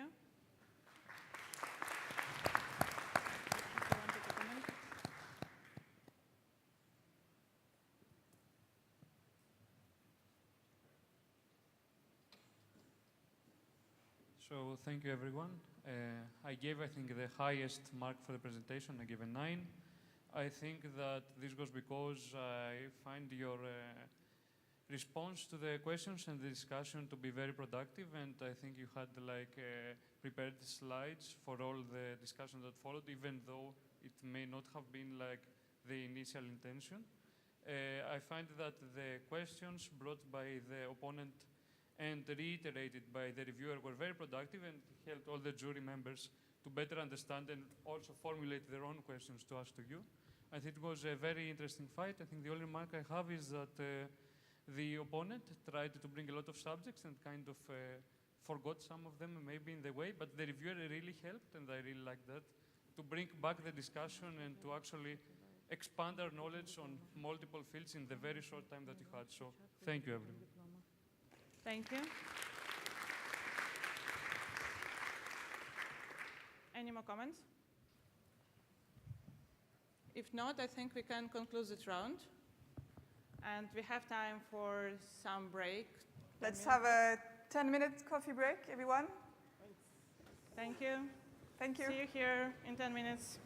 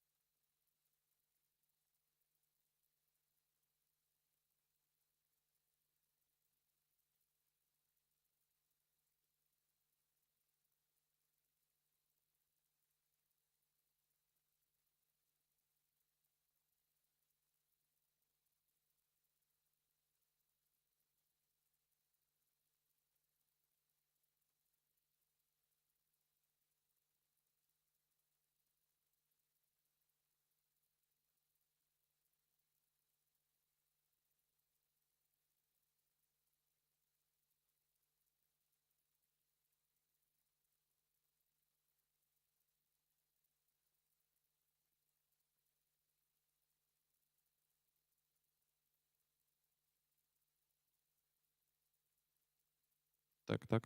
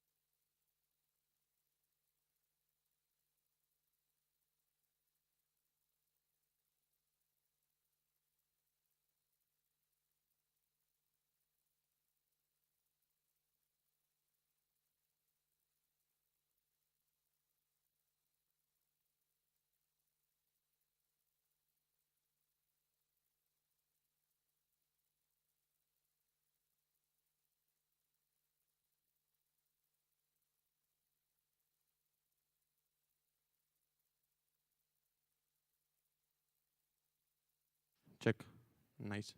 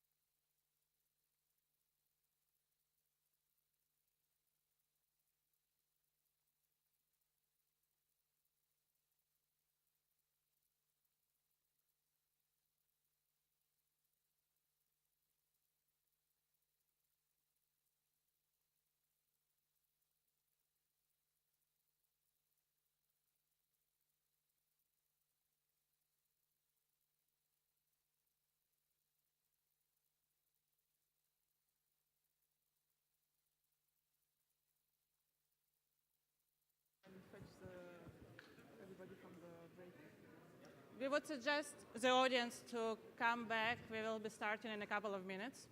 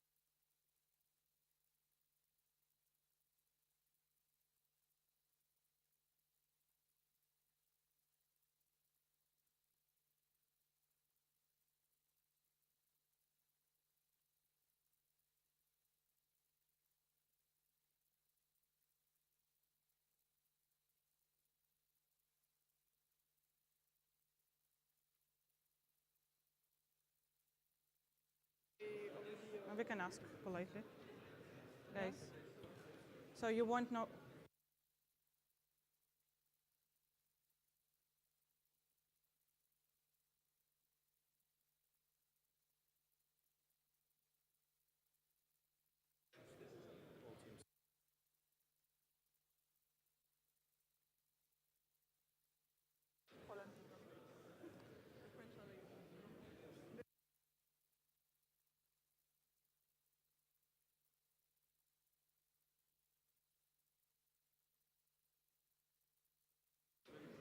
if we may ask the audience to slowly take a seat, and we can proceed to the second round of the grand finale.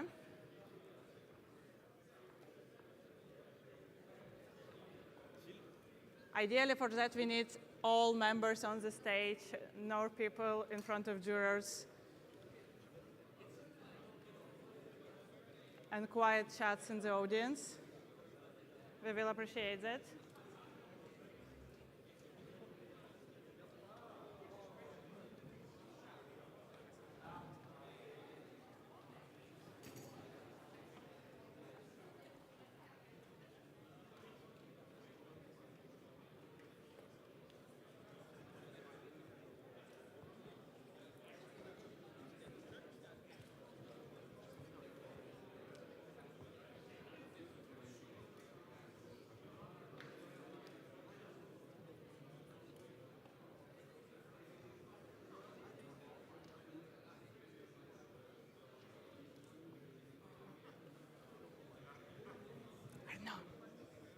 Alberto. Go sit down. You distract the audience. Oh, no, no. So we will Okay, be able to everybody, we're going to proceed. begin the second round, please. In this round, Team IPT presenting problem number 2, singing ice. The problem containing some audio material, and because of technical limitations, we won't be able to show you clock now on the main screen, but it will pop up back when the audio is over. But for the reporter, the clock is available if you worry that they don't know about the time. I hope it's clear. Okay. So whenever we start your preparation time, whenever you're ready to start, please go ahead. I check the technical issues.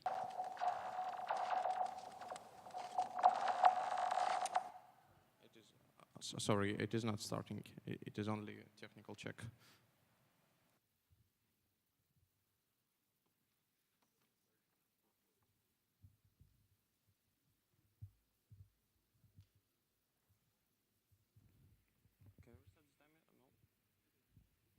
When you're ready, you can start. Okay.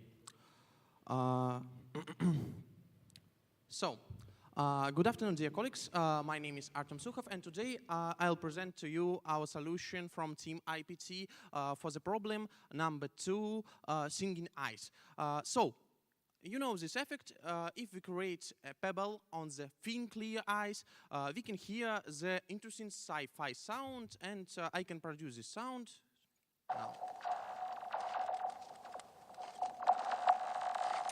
So, it is a video from National Geographic TV show, and we need to study the parameters of this sound, depend on the significant parameters of the system. And the first question about this problem, what do we hear? Firstly, we create impact with rock or skate, and a part of energy from this impact creates a wave packet in ice in the impact point. And this packet consists of different frequencies, and different frequencies has different velocities due to dispersion effect. And by the time the packet blurs in a distance, and by the time we can show the difference in each point of a lake. And we can observe different frequencies of wave in each point lake by the time. If we fix one observer point in lake, we can measure a dependence for frequency from time for this point. And we get a signal now blurred not in distance, but in a time. And also, we can get multiple reflections and pinned edges that gives us many repeats of this sound. So, let's start from impact characteristics. We can calculate force acting on the stone from time by the Hertz model if we know elasticity parameters of the system. We simply solve dynamics equation with initial velocity at 0 moment, but in this model there is no energy transfer between pebble and waves in ice, and there is bad model for our effect. We need to add some viscous parameters, and we need to take into account elasticity force hysteresis for loading and unloading stages for the normal forms from the deformation factor. In this case, for viscoelastic model, we can calculate restitution coefficient by the unloading stage integrating. And the part from this energy is transferred in waves, in ice, and also into the sound. To determine the width of initial wave packet, we can use uncertainty relation, and the lower time of impact gives us the higher width of the initial spectrum in the impact point. So the faster impact occurs, the greater the width of initial spectrum in frequency size. And we can observe this fact in the experiment for two different types of impact, in our case, for two different initial energies of the pebble stone. Also, the part of energy transfer into the sound after cracks appear in the ice, because initially we have some initial tension in ice due to difference in densities between the water and ice. So a little summary for this initial part. From viscoelastic model, we can estimate the total sound energy and the sound intensity. The width of initial wave packet we can calculate also from this model. And finally, we have the limits of wavelength from size of stone and to size of lake. So let's see the interesting effect. Because we have a sound spectrogram of our effect, frequency by vertical axis, time by horizontal axis, and sound volume is the color. We can clearly see impact moment where we can find the big range on frequencies at the time 1.38 and curve where high frequencies are before the lower. Also, we can see eigenfrequency of our system of ice, and any lower intensity we also can see after some reflections and pinned ends.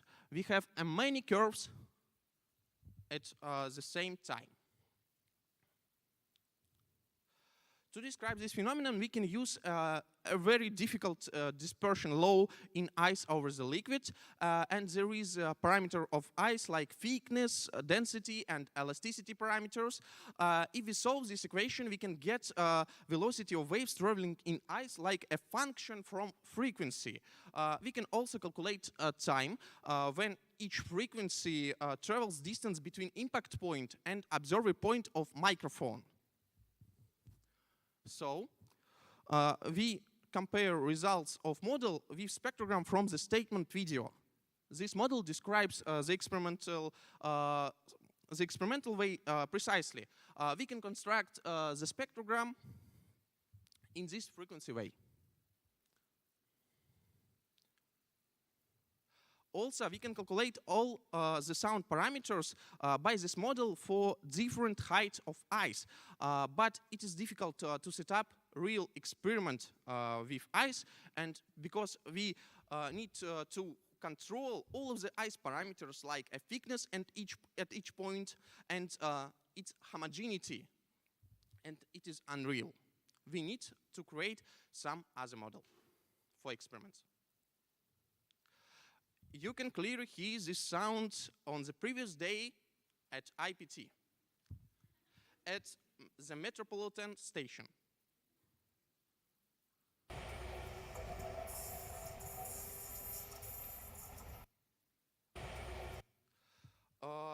And also, you know, the sound from the Star Wars movie. So it is the sound of bending waves along the road. We hit the road in one point and observe the signal after reflection and in the observer point. This is a wave packet before impact and after each impact. And we can connect these two models between each other. Sorry. The one-dimensional dispersion model to create the same effect is a long rod, and it can be twisted in the slinky because it is more compactable.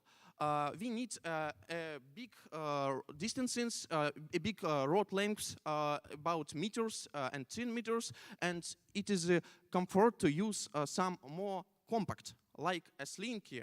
And we observe only the waves in the rod, not in the slinky in this case, because and also we choose only one type of waves, only bending waves, because only in these waves we have an anomalous dispersion when high frequency has high velocity, when lower. So high frequency is high velocity in this case. We can write dispersion law for this type of waves, where we can see rod parameters like a duration radius and the wave speed in the rod. So we can get analytical the group velocity of waves from their frequency and derive the rod travel time through this velocity.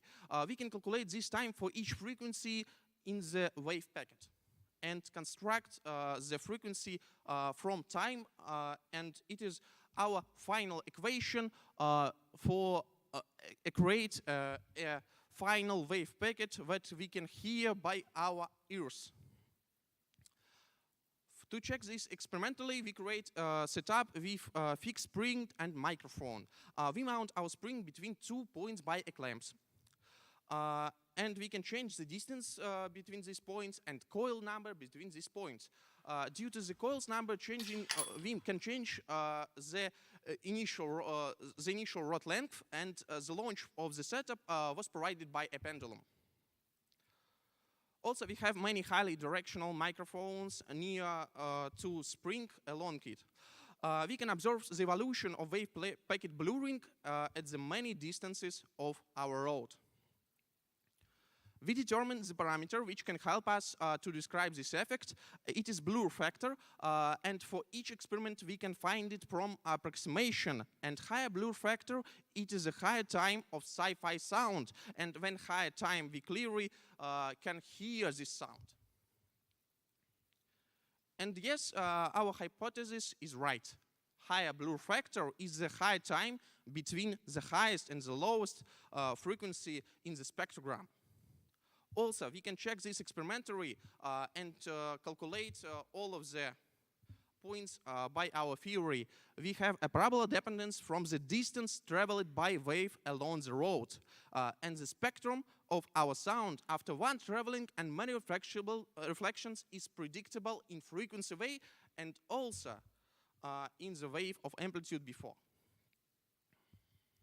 Also, from the experiments, we can directly measure the group velocity from frequency, and also we have a very great agreement with the theory.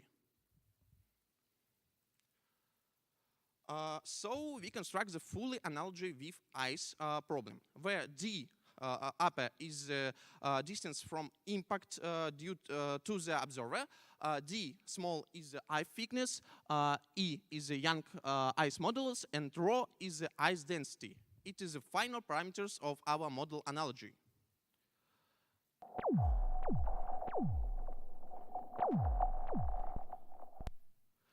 And it is our modeling for a real experiment. And you can hear that the sounds are very close. We take into account also sound attenuation in ice. And so results.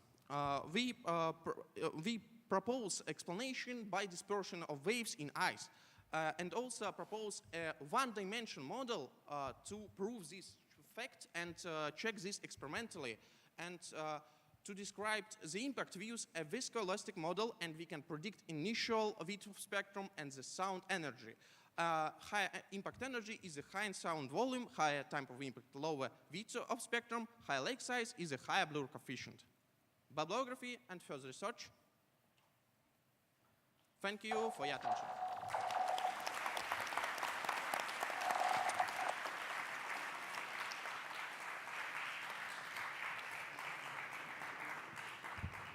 We will now have some clarifying question from the opponent team.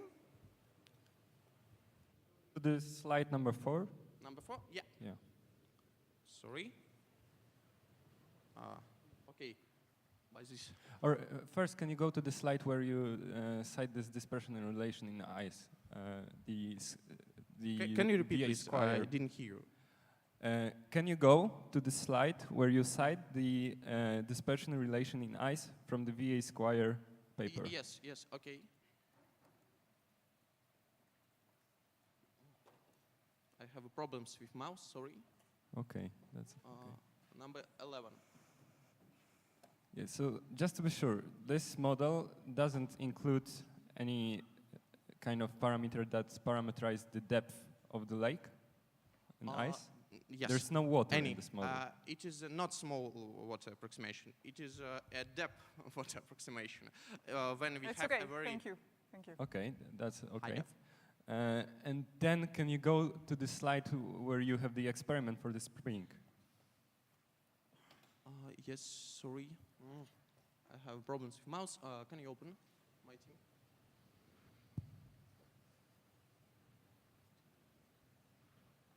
Yeah. Yeah, so do you like record any peculiar sound from this spring?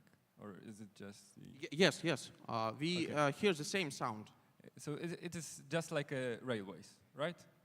Just like railways. Yes, yes. Okay, thank you. That's all. Opponent has now 3 minutes to prepare.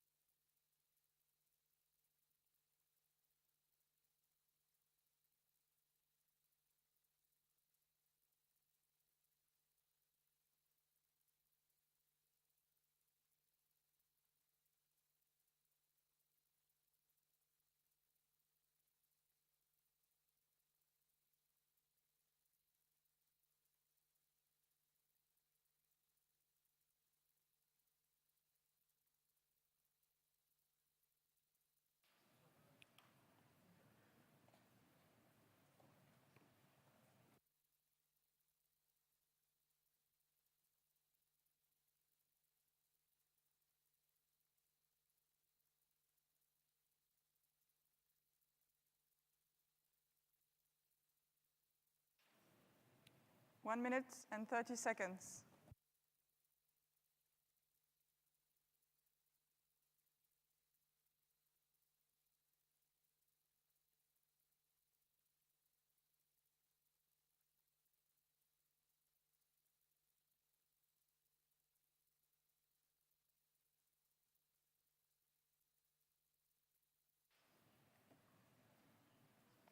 One minute.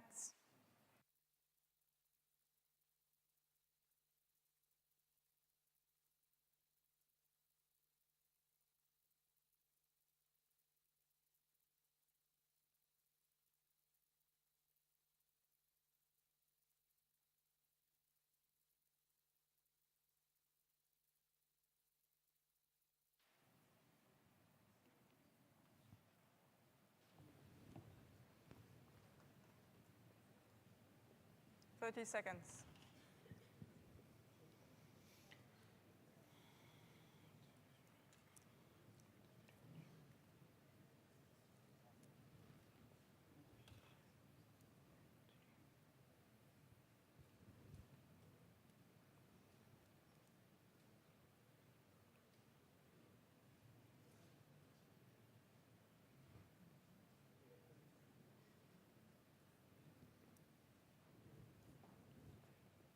Okay, let's begin. Okay, I think we can begin. So thank you, Artyom, for your presentation. So just to briefly recap the problem statement, we were to investigate the peculiar sound that occurs in the ice when it's hit by a pebble. And the problem statement stated that we need to investigate the pebble launch and environmental parameters, and also explain why this sound is so peculiar. So together with my team, we prepared you our interpretation of the presenter's speech and the flow of the discussion. And we will try to guide you through this. Okay? So first we start with the problem statement. And I have here the all of the parameters that you need to vary and all of the things that you need to take care of. Okay? So we started with some great qualitative explanation. The peculiarity of the sound goes from the fact that we have nonlinear dispersion in the ice, both, and the rod as it will go farther.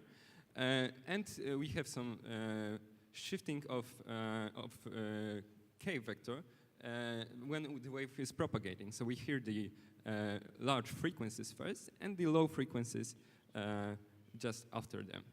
And from this point, we focus on the rod analogy, which was explained as an equivalent setup. And we went to the rod analysis.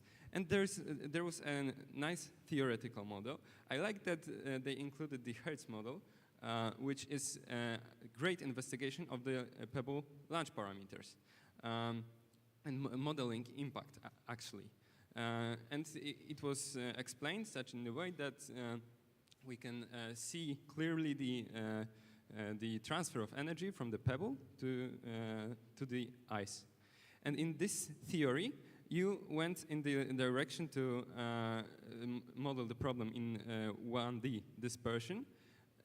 You said something about ice, but then we kind of proceeded to the 1D dispersion in the rod, and I think that we kind of lost our way at this point.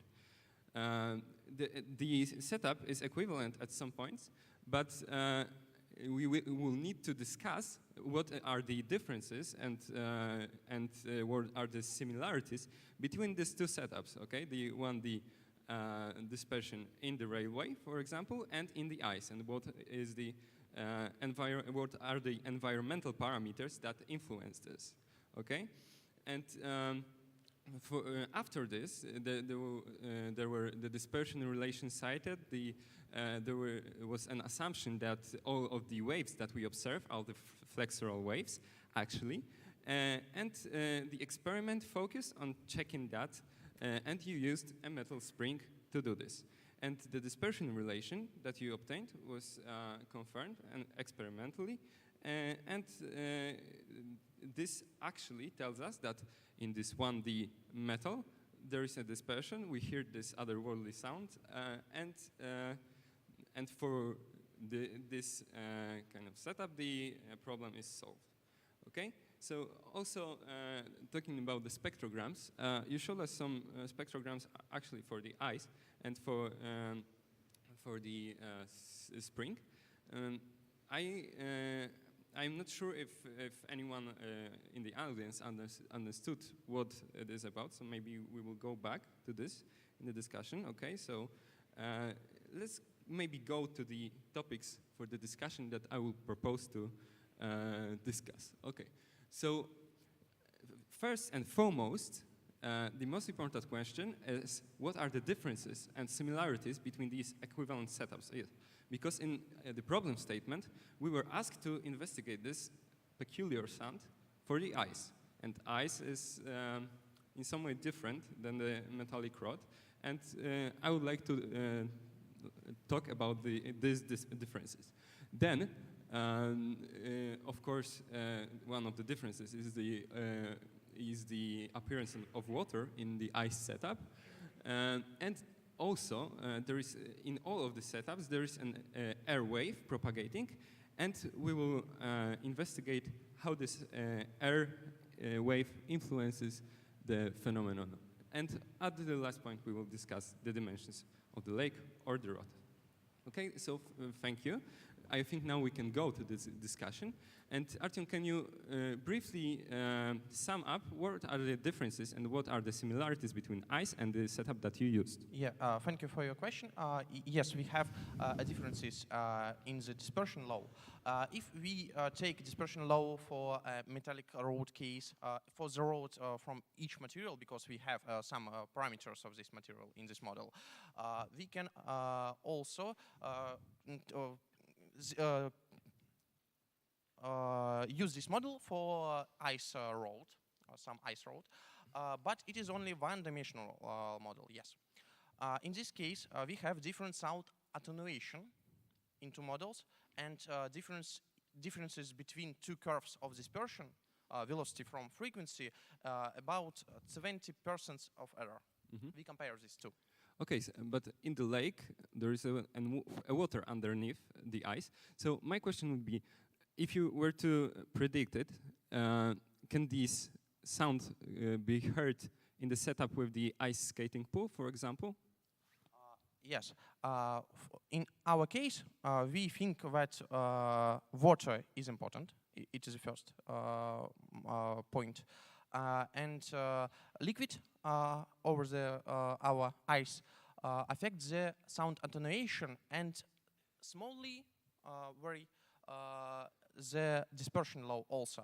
It is well known from Landau literature. Okay, so you say that the water and its depth influences the dispersion, right? Yes, yes. Not the depth of water, sorry. Only the viscosity. I would disagree, because actually, when you have this ice skating pool, I would think that this phenomenon couldn't be observed because... Yes, yes, I agree with you, but the reasons may be different. In this case, we have two energy amplifiers of our sound. It is impact and losses energy in impact. In this case, we also have impact, but some kind of, with very small velocity, but very big mass. But also, we have cracks in our ice. And in this case, we need to take into account all of the factors, like tension in our ice and the free energy by breaks this tension. Okay, I understand. Maybe let's go to my other question for just a simple intuition, because I find it lacking in your presentation. Just a simple, quick question. Yeah. If the thickness of the ice is very thin, what would be the pitch of the sound that the pebble produces? Can the pitch, you which means clarify? the frequency. Can you clarify the question? I didn't get it. Okay, so I have an ice sheet that is very thin, for example, 3 centimeters. Yeah. And what would be approximately the frequency of the pebble, the peculiar sound? I know that it's stretched, but would it be a high sound or a lower sound? I think you said about limits of initial width of packet, because in dispersion law we need to use initial. Yeah, but it's just a simple question. Frequency. It would be high or low? If the I think ice I get cannot thinner. answer in these terms, because we hear all of the sounds. Yeah, you hear all of the sounds, but when you try this experiment on the actual lake, and I think in thinnest way we have a higher frequency. When we have a very big depth, we have only a lower frequency. Lower frequency. So maybe this is the case why we don't hear in the ice skating pool, because ice have pretty much the same elastic parameters as the limitations. Earth. Yeah, I agree with you. So it's like a 1 kilometer depth or maybe more. Yes, yes, and we also can predict layer. this. Yes. Okay, so this is one of the environmental parameters that I think would need to be discussed. Like temperature, maybe. Like a temperature. Like environmental parameters such as depth of the water and its influence of the sound, and the thickness of the ice and its influence on the frequency of the sound. Okay? I think maybe some kind of resonance in this system. We will talk about the resonance, okay? We can now proceed to the yes, so we can continue question. after. Great, Thank you. Some questions from the reviewer team? Sorry, I need to switch presentation. Use a microphone. I'm here. I can. Slide number? 25, please. 25? Yeah. Okay, and what is A? It is a blur factor from fitting our curves from spectrograms like this, in this way. A, it is a coefficient before time in -2 order. Thank you. Can you replay the sound you produced again at the last? Modulating or maybe modeling sound or real? Yeah. Real. The last one. Last one. Yeah. Okay. Yeah. And just a sec.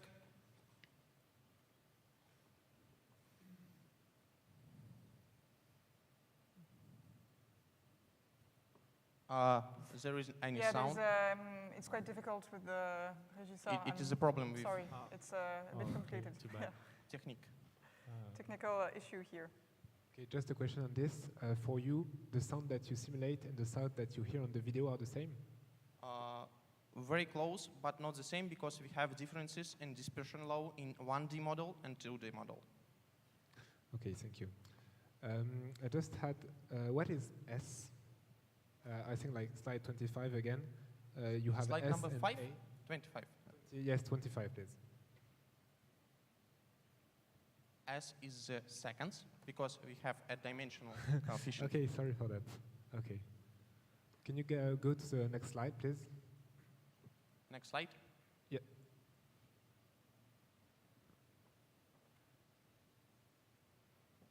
Okay, the next one, please. Okay, I'm sorry, you're out of time. The viewer has now 1 minute to prepare.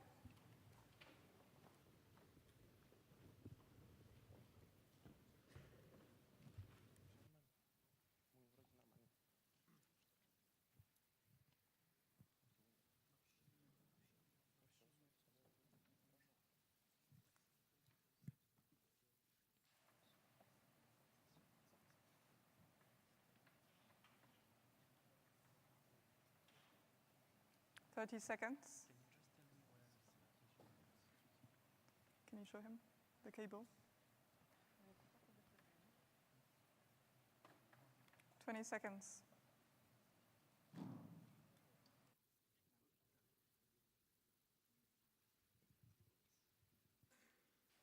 10 seconds.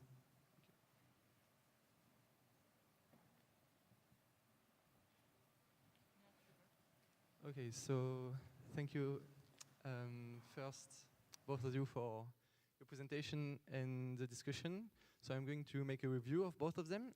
And first of all, I'd like to remain as the poem, Singing Eyes, which is a very beautiful poem and also a very difficult poem. So thank you both of you for, and mainly the reporter, for your explanation about this problem. I just like to highlight the main part of the IPT question, which were to study the phenomenon and then to describe the quantitative characteristics of the sound and how they depend on several parameters from the launch, for instance, or the environmental parameters. So first, for the explanation of the phenomenon, I really liked your explanation, the reporter, because there was a clear explanation of the phenomenon, and it was also separated into the main parts of what happens, the launch and the initial wave packet, then the propagation of the wave, and at the end what we hear. However, for the first part, the launch, there was quite a lack of setup photos. We didn't really understood what we did experimentally. And for the second part, it was for me really unclear why the 1D examples are linked with the reality, like the real explanation, the real phenomenon with the ice. Maybe a too brutal simplification. The opponent clearly highlighted what had been well or not done. He highlights that the model it's difficult to link it with the reality. There were a few discussions about the analogy with the 1D spring during the discussion. For the second part of the problem, okay, you did some analogy with parameters of the ice and your 1D model, like the height or the Young modulus. However, I would say it's a weak part of your presentation because for the second part of the IPT question, we are like lacking some answer about the question about the pebble, the launch, the environment, and we do not still have a clear link with the reality to answer this part of the question about the parameters. So this was reasoned out by the opponent. Thank you for this. There was no question about the pebble during the discussion, so maybe we can go to this again during the further discussion. And maybe we can also go again about the environmental question, because there were a few of them risen, but you hadn't time to investigate all of them during your discussion. So let's go to my further question. Okay, so maybe the second one first, because we were talking about this. I'm not finished. Oh, sorry, okay. Let's have 20 seconds. Sorry. Go on. It's okay. So first of all, what are the most important environmental parameters for you? So to continue the discussion. And then maybe also about the sound. Is it really the same sound in your model and in the ice? And if we have time, we'll investigate the part of the question which has not been investigated during the discussion about the pebble and the launch. Okay, thank you. Let's begin. So I'll first let you continue your discussion about the environmental parameters. I think the thickness of the ice was investigated, also the depth of the water. Yes, we discuss the distance, the depth, but in the depth case, we didn't finish our final question about resonance. In this case, I think that we can create some resonator around our ice, and in this case, we can observe some wavelength that depends on the some eigenfrequency that depends on the depth. Okay, do you agree with this opponent? I would say that reducing the parameter space to just few parameters would be great. Yeah, but I think that in your presentation, this reduction went like a little bit too far, because I think maybe listing 3 parameters that are the most relevant for this phenomenon. And I would say the most important ones are the thickness, as you said, and the existence of water and air, and what is their influence. And the third parameter is the dimensions of the lake, because we can't recreate this lake in the setup, okay? And why do we can't? So, So just to resume, you said that we have 3 main environmental parameters, and for you the problem is that we do not have these parameters in the model from the reporter. Do you agree? Just yeah, I agree. Yeah, okay. Sorry, So what do you have to I'm say not about agree, because this? in other way I didn't present this solution, and so. In our model, we also have a full analogy with distance between observer point and point of impact. You agree with this? Okay, but I think we are talking about the thickness of the ice, the depth of... We start from this list, I think, because it is a list from the report. Ice thickness is second, and first the distance between. It is a sample like a lake size. I think the opponent too, but we are talking about environmental parameters. So we are starting, for instance, with go to ice the thickness. environment, like ice thickness. In our case, it is the thickness of the rod. Okay. And we have we did investigate the different the width of rod, and also experimentally, and I can show this. So that's a great clarification. Thank you for this. 1 sec. For example, something like this for different roads. Okay, that looks nice. That is the thing that I wanted to ask. I want to say that the thing that I liked was kind of not quantitative characteristics, but the intuition. Maybe. Okay. But we talked about discussed this before about ice thickness. And yeah, we can proceed to the next parameter. Yeah. Okay. So you were talking about the qualitative. We discussed it before. So I think that we can proceed maybe to we other can go to the further question. Yeah. Okay. Okay. So do you have a question for the? May I ask? Okay. Yeah, question? you can. Of course. So from my point of view, this setup cannot be recreated in the lab. Okay. You can't make like the storage of water with ice and observe this phenomenon. There are some minimal parameters for this phenomenon to occur. Those are environmental parameters.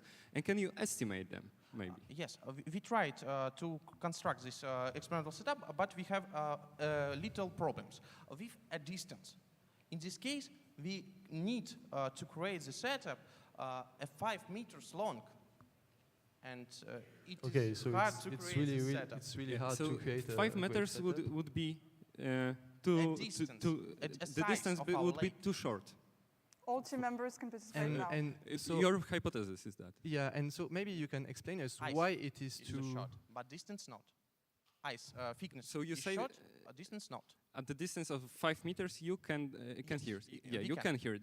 But would the phenomenon be amplified with the increasing distance? Would you say that? Yes. Okay. Because that we is have a longer our signal, and we have a higher blur factor for this. So why, when there is a lake and it has a radius of 5 meters, I can't hear this effect? Okay, yeah, because this is linked to my second question about the. Maybe you can you make us hear again the sound of ice and the sound of your model with your. I can, but if it may not. Okay, work. so you can don't try. worry. No, we don't have time to lose. So Yeah. okay. Okay. Sorry, okay. technical No issues. worries. So for you it's the same sound. it is a very close sound, and we try to check the precise of these two spectrograms, and you can see before that we have the comparison of theory for the. And the opponent, do you agree that we can create the same sound with ice or with No. only okay? And I what is your actually reason for this? think there is one subtlety in this model, and can we switch to the whiteboard? Maybe I could try to explain briefly what I am talking about to my presentation. Maybe. What is the switch to the presentation? Okay, yeah, we cannot don't have because, an infinite amount of time. Is it? We need to change. Okay, so maybe I will try to explain it in a simple way. So, Yeah. in your setup with 1D rod, you produce at the initial value, you produce all of the frequencies, yes? And Not the all. like have, some uncertainty, but yes. a lot of the frequencies, A okay? lot, yes. Yeah, and you go with these frequencies, and they start to like fade in position. So you first hear the high frequencies, and then the low frequencies. Yes.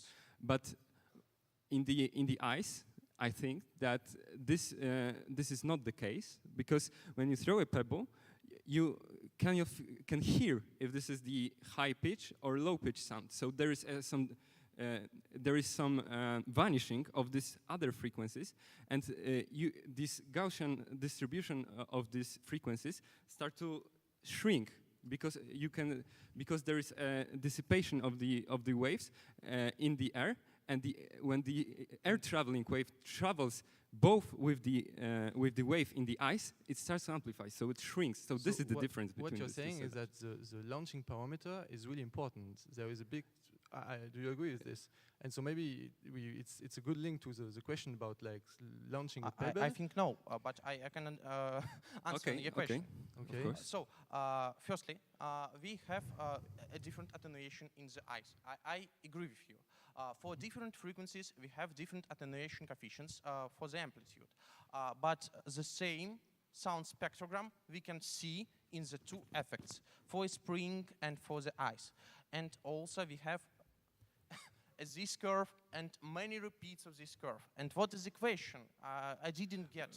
So the question is, would you hear all of the frequencies in the sound of the lake? Because you like we hear all of the frequencies from our initial packet width.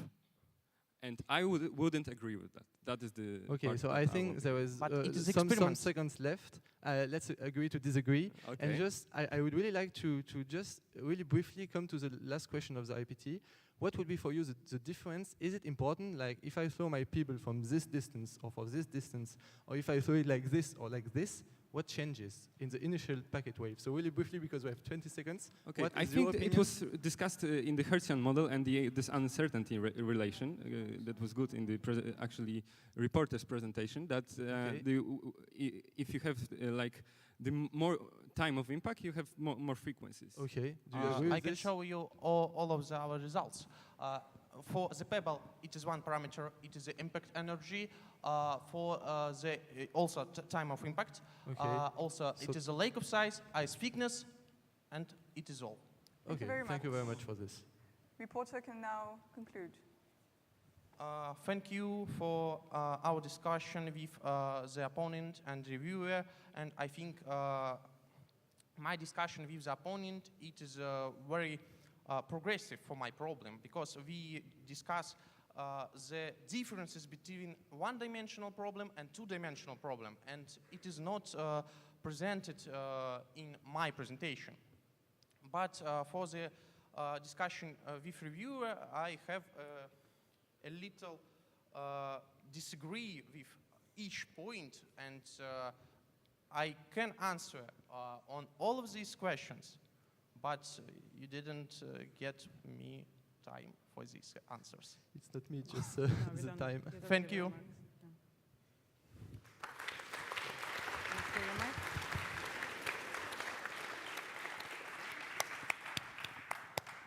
Again, let's hear some questions from the jury member. We're going to begin with Kenneth this time.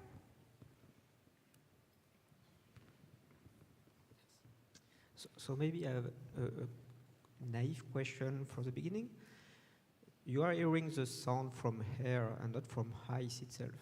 So the sound propagates in ice? Yes, the sound propagates in ice, but we hear the sound from the air because we have some transition between the waves.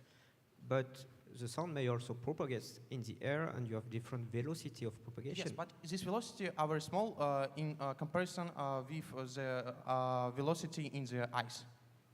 But maybe I would disagree about this actually, because when you have an ice sheet, you have the air propagation, and this air propagates with some trivial dispersion relation. You have one group velocity for the air, actually, and you have different group velocities for the waves in the ice, okay? And if it propagates, you can find the exact moment when these two dispersion relation intersect, and you have the wave in the ice that propagates with the same speed as the air wave, and it is amplified. So the air influence is crucial in this phenomenon. I agree with the opponent because it is boundary conditions in this model. We have also a thin layer of air where we can absorb these waves. And if I go a bit further, you have air, ice, and water, three different dispersion relations. Do you think it has any impact, the fact you have three different media, or is it no big deal? Or yeah, I think it has some impact, yeah, the main difference that was the thing that I just told.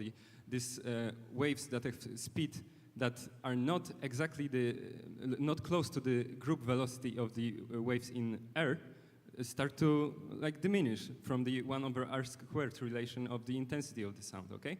And the water depth is actually pretty tricky. It can be incorporated into this dispersion relation. Actually, for the VA Squire, who wrote the article that you cited, also wrote an article on the depth with the depth of the ice. So maybe you could use this one. Thank you. Thank you very much. I'm sorry, we do not have more time. Thank you very much. If you leave Noemi, to me, your turn. Okay, it also works. Thanks. So I have a summary question for first the reporter, then the opponent. Concerning what was discussed during the discussion, what part of the signal from the singing ice can you explain with your simplified model, and what part you can't? We can compare these two models in the way of frequencies, I think, but with the small error about 10%, 20%. In different cases, for different heights and ice thicknesses, we have different results. Also, we need to take into account attenuation only in the way of two-dimensional model with ice, because we have different attenuation in one-dimensional model and two-dimensional model. And I think we can compare all of the results, but we need to take into account also viscosity of water and add it to in our one-dimensional model, because this viscosity affects the dispersion relation and also the sound intonation. But for water, viscosity is a very small effect. Okay, thanks. So maybe to clarify my question, if we take the spectrogram, you showed at the beginning what part of this spectrogram the model is able to explain. Yes, so I think actually when you have an one-dimensional case, you don't have the disappearance of the sound intensity. And in the two-dimensional case, you have this. And you have also an amplification of the frequency in the ice that has the same group velocity as the sound wave. So the rest disappears, and we get like a Gaussian shape for one frequency. That's why we can distinguish if the sound produced by a pebble hitting the ice is a high tone or a lower tone. And it would be harder, it would be possible, of course, but it would be harder for this one-dimensional setup. That's why we hear the difference between these two. Okay, but thanks. I think it's possible. Thank you very much. Christos, your turn.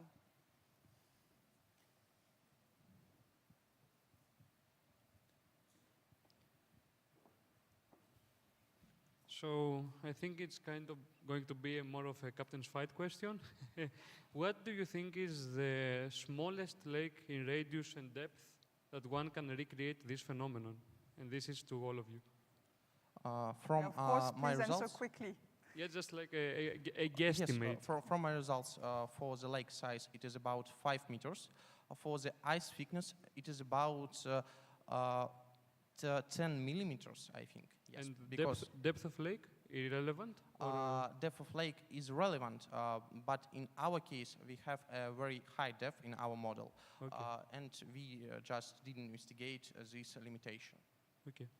I would say that 20 meters of diameter and the depth would need to be non-zero, and you can observe this. So even a thin lake?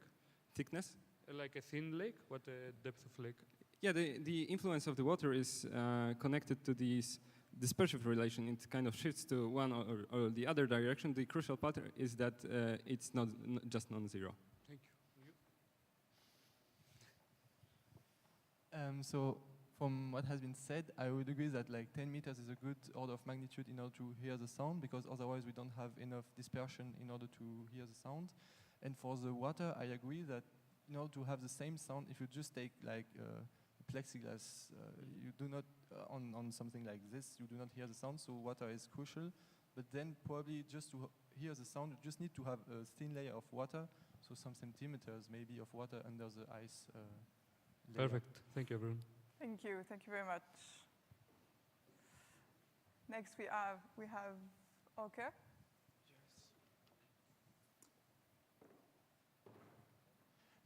I have about hearing all of the frequencies as a function of the pebble, and you had a disagreement where the reporter said he could hear all frequencies, but you said you thought it wasn't so. Could you explain why you think it wasn't so? Okay, may I shift to my presentation for a moment, because I think this is the crucial case in. It is a crucial case in the phenomenon of the ice, and I will like to explain it. Maybe let's go to the whiteboard. And I would say that the initial what you produce in this one-dimensional setup is some of the uncertain amount of frequencies. This is, of course, the frequencies, and this is the amplitude. And when you go far away, you see these frequencies just shifted, but they are here. You can hear them. So it would be just the same. But if you go to the lake, what you see is that you have the initial pebble, and it is again this spectrogram. But when you go far away, because of the 1/r² diminishing of the sound wave, and you hear sound wave, you will lose some of the frequencies. The only one preserved at the long distance would be the frequency that has the same group velocity as the wave in air. So what you will see finally is some of the frequencies diminished, and one peak, it would be white, but you wouldn't hear all of the frequencies. You would hear like beep sound, but like a pew, but not all the frequencies. Thank you. will be there. Was this the eigenfrequency that you presented by the reporter? Question to the reporter. Yes, we see the eigenfrequency in our reports, and I not agree with this explanation because we also hear all the signs because it is experimental spectrogram, and I can show this. Actually, I think it's fine. I've gotten the answer to my question from both of you. Thank you. Thank you very much. Michele, your turn.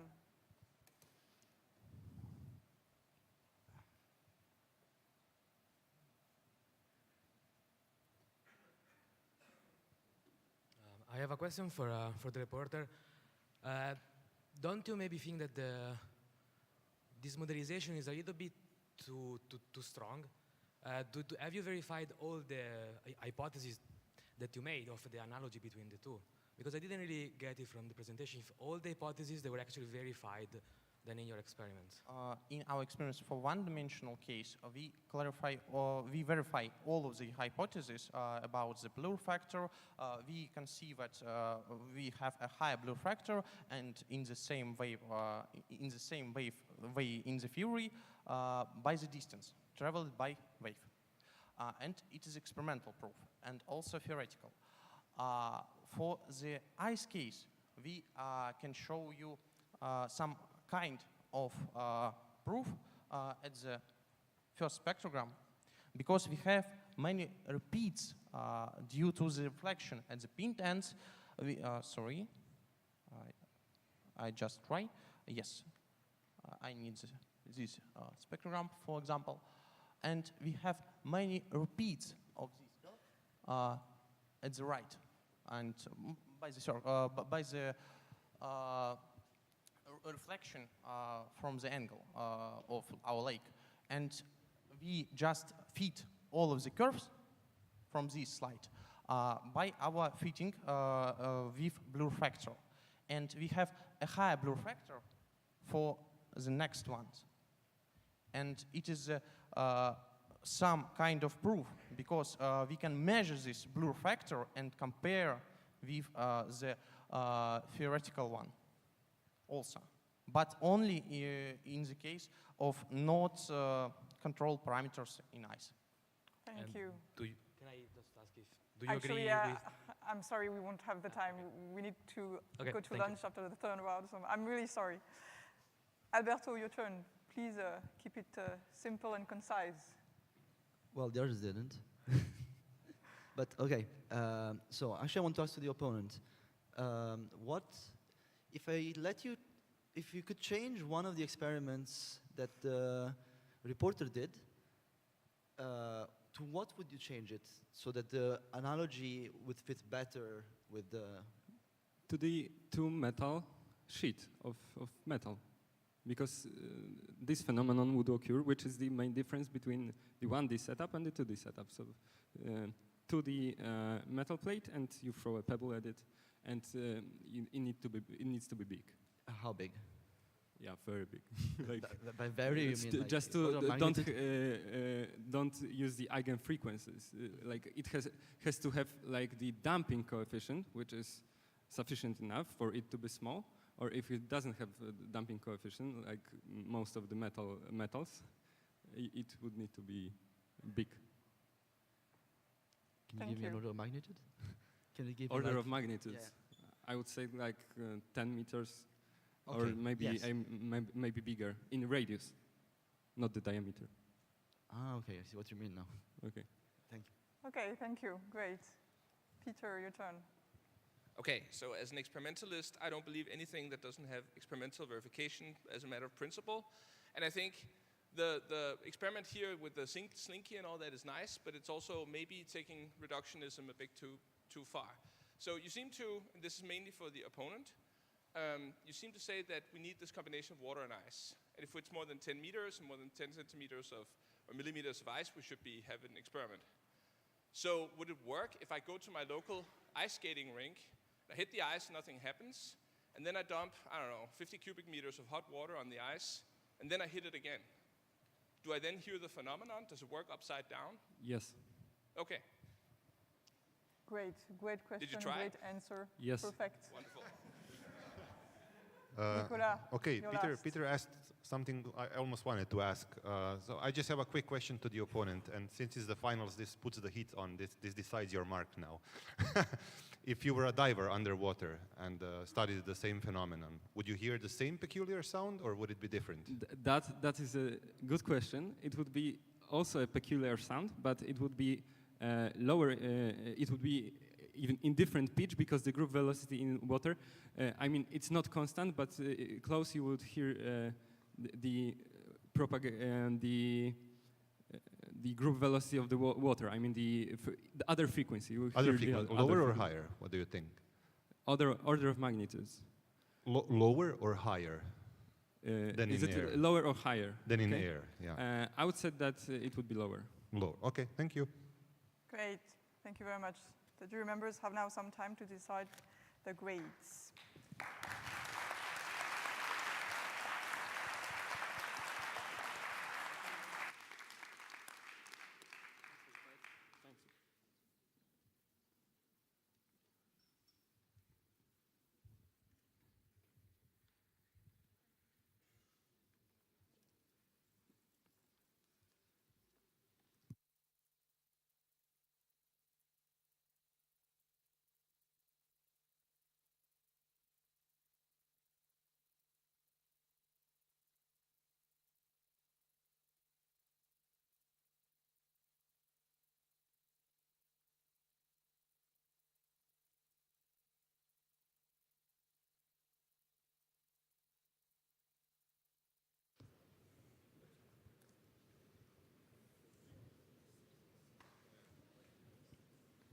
Everyone seems to be ready. As usual, we will begin with the reporter grades first, and we will read it from left to right. So please show us your grade for the reporter. 6, 6, 6, 6, 8, 5, 5, and 7.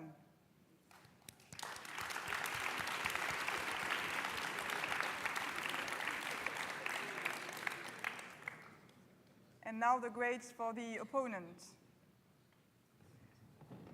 10,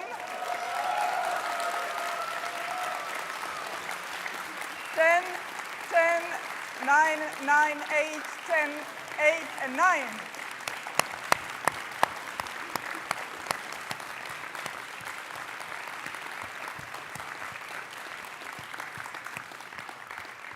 And finally, for the reviewer, 8, 8, 8, 8, 5, 7, 7, and 8.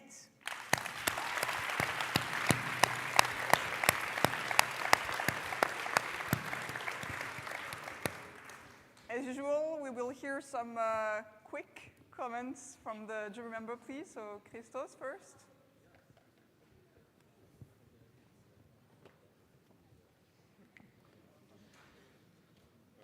What an opponent. Very good opponent, very good opposition. You were studied, you knew what you were saying, you had your points laid out and you knew where to, the angle of attack, but you were also not extremely aggressive with the presentation, like you stood your ground as much as I think was needed, and you also like survived the jury's question with like easily answered. For the reporter, I think that this was a good start, but as you can see, I think a lot of improvement could have been made to like make the analogy and the transition. And also, I don't think like we saw the rest of the questions about the pebble and the trajectory stuff, but like I sidelined that for the whole discussion of like the analogy. And for the reviewer, I mean, it's a hard job modifying a question, a discussion where the opponent is so strong-willed. So I think you tried your best to try to put some limits, but I think that the power dynamic is kind of hard to assess at this moment. So thank you, everyone. It was a very interesting fight. Thank you.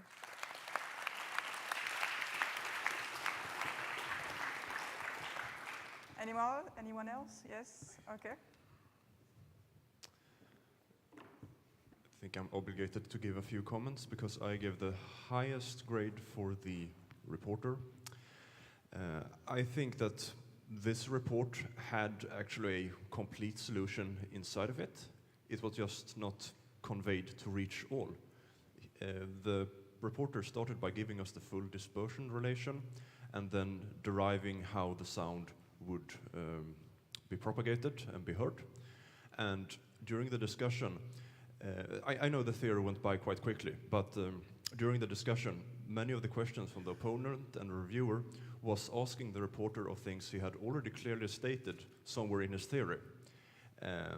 And I think it was still good that they asked this question, because then they helped the audience understand. But really, I do not see it as a flaw of the report, because the answer was already hidden there. There were just so much content that we couldn't...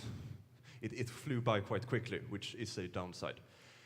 And then for the experiment, I think these toy experiments are sufficient for demonstrating this principle of a dispersion relation.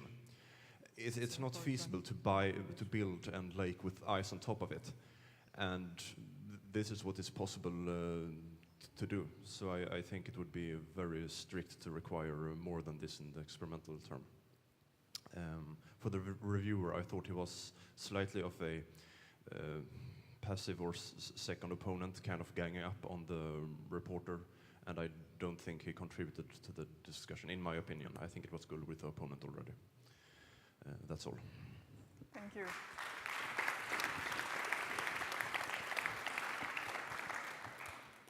Very good. Any more comments? Great. If not, we we will can have proceed. 5-minute breaks, really 5 minutes. Otherwise, we won't be able to eat. And maybe a final round of applause for the second round.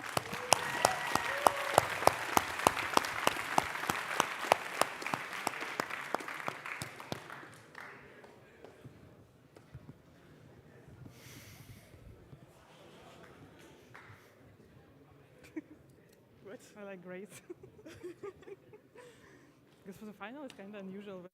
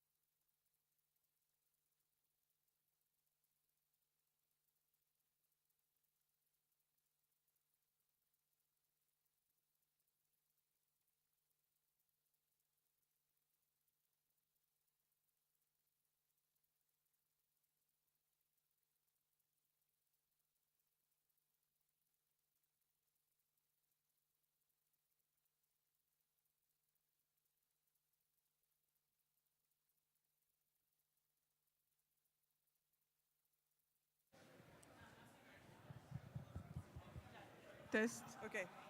I think it's test. Okay, c'est bon. Repeat it again. Okay, thanks a lot for fixing the sound.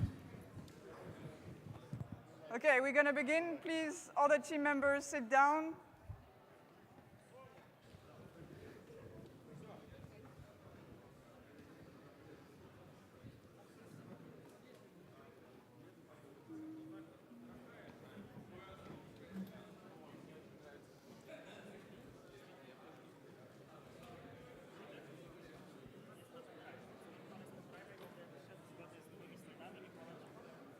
So if the audience can sit down and we'll start preparation for the last report in the grand finale.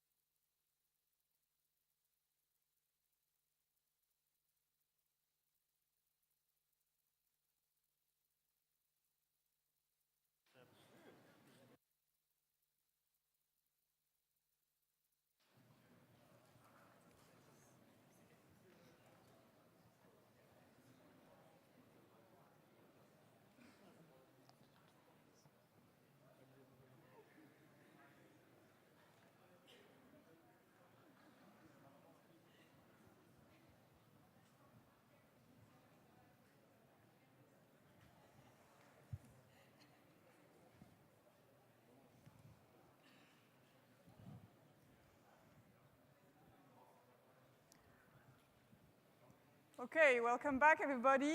Let me remind you that for this third and final round, in order to keep some suspense and surprise for this afternoon, we will ask the jury members to not show their grade, only to give some feedbacks if they want at the end.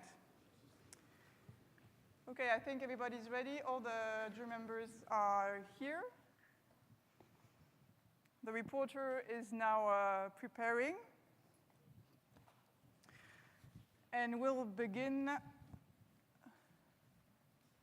anytime he's ready.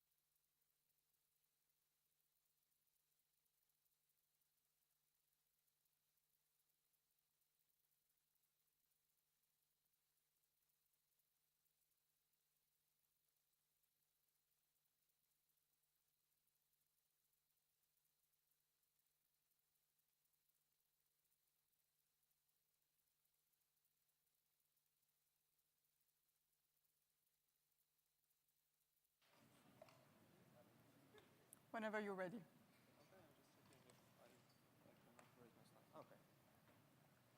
You must have a microphone.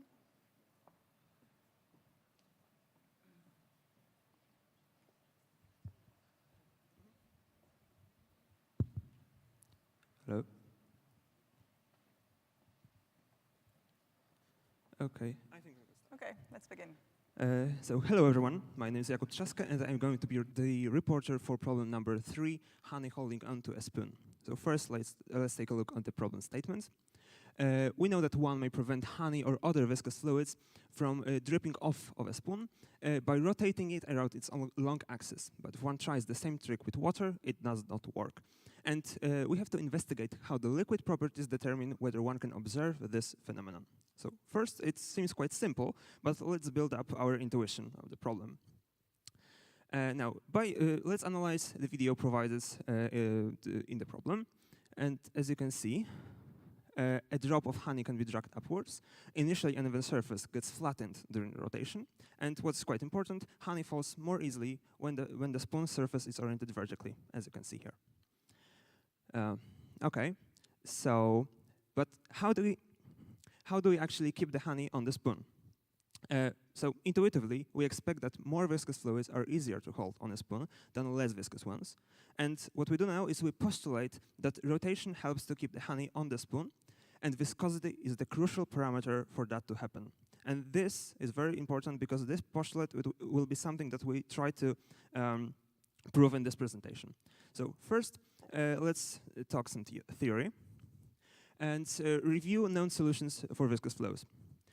First, we have something very simple, an inclined plane. So we have a known form of the Navier-Stokes equation for an inclined plane.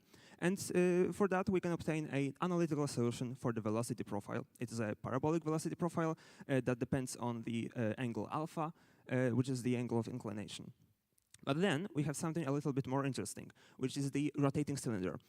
And the ingenious idea is that you can locally approximate the surface of the cylinder by an inclined plane model, and that allows us to explain the phenomenon of holding fluid load through rotation. So that's something we are interested in. And this can be used as a simpler case of the analyzed phenomenon. So let's move away from the spoon for a moment and take a brief detour on honey on a rotating cylinder. So this is a topic studied very broadly in literature, but the general idea is that for a velocity profile on an inclined plane, shown before also, you can easily calculate the volume flux, and then, assuming certain things and steps that I'm omitting here, but are not so important, you can derive a formula for the maximum load of honey, or any viscous fluid for that matter, that can be held on a rotating cylinder. And that's quite an interesting result. And what's even better is that it's proven very well experimentally by our colleagues from the University of Warsaw. So the continuous line here is the model shown on the slide. Now, next, but we have a theoretical model, but we want to have some more intuitive insights into the problem. And we can do that by introducing a dimensionless quantity, a dimensionless parameter, as you do in fluid dynamics. So first, let us compare the time scale of two events, movement of the fluid and rotation of the cylinder. So rotation of a cylinder is easy because it's just period of rotation, right? But for the movement of the fluid, we take a maximum velocity on a perpendicular or an plane inclined at 90 degrees. And then from that, we define characteristic time. So formula shown on the right. And then the ratio of those two characteristic times is something that we call parameter chi. And that's very important because we want parameter chi to be something that characterizes the stability of honey or viscous fluid distribution around a rotating body. But what's even better, I think, that we can apply this to we can generalize it and apply to a different geometry. So, for example, the spoon that is in the problem statement. So here we changed the formula a little bit, also including the effect of centrifugal force, as you can see here. And yes, for a given geometry of the problem, the magnitude of chi should provide insight into the stability of fluid distribution on a rotating body. Okay, so we can move next. Of course, we want to perform experiments now, because we have some idea of what might be happening. First, we wanted to perform experiments with a regular teaspoon, but then we decided to actually 3D print our spoons to better suit our needs, right? But we like the spoon.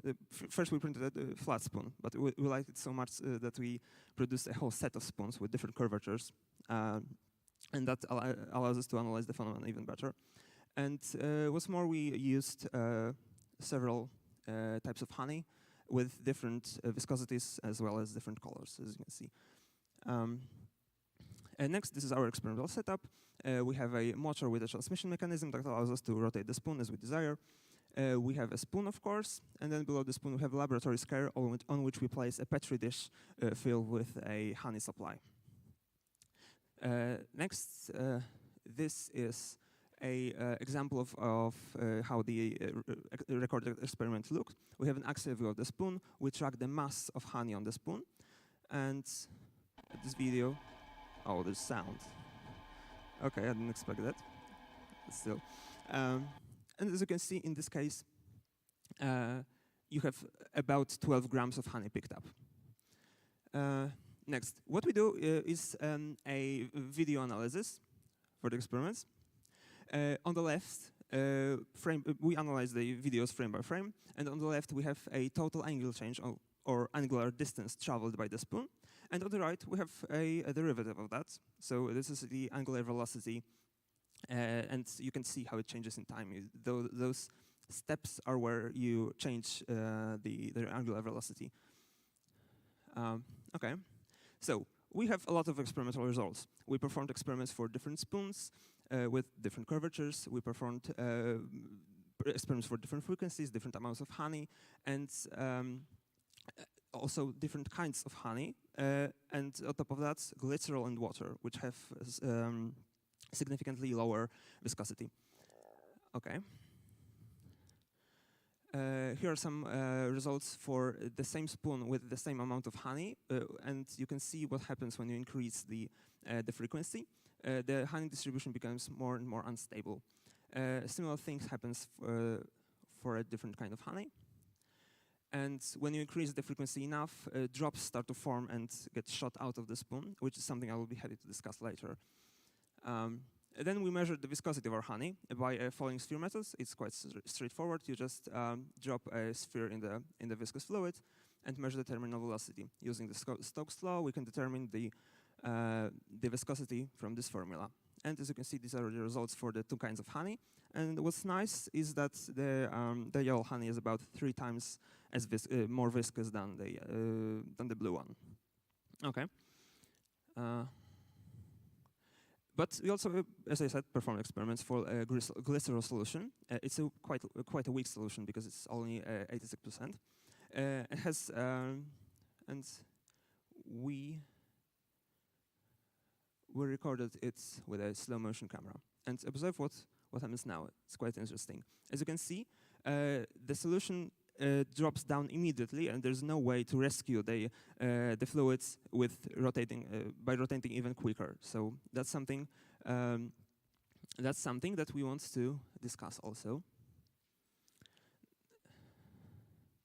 So now let's get back to the chi parameter and apply it to our experiments.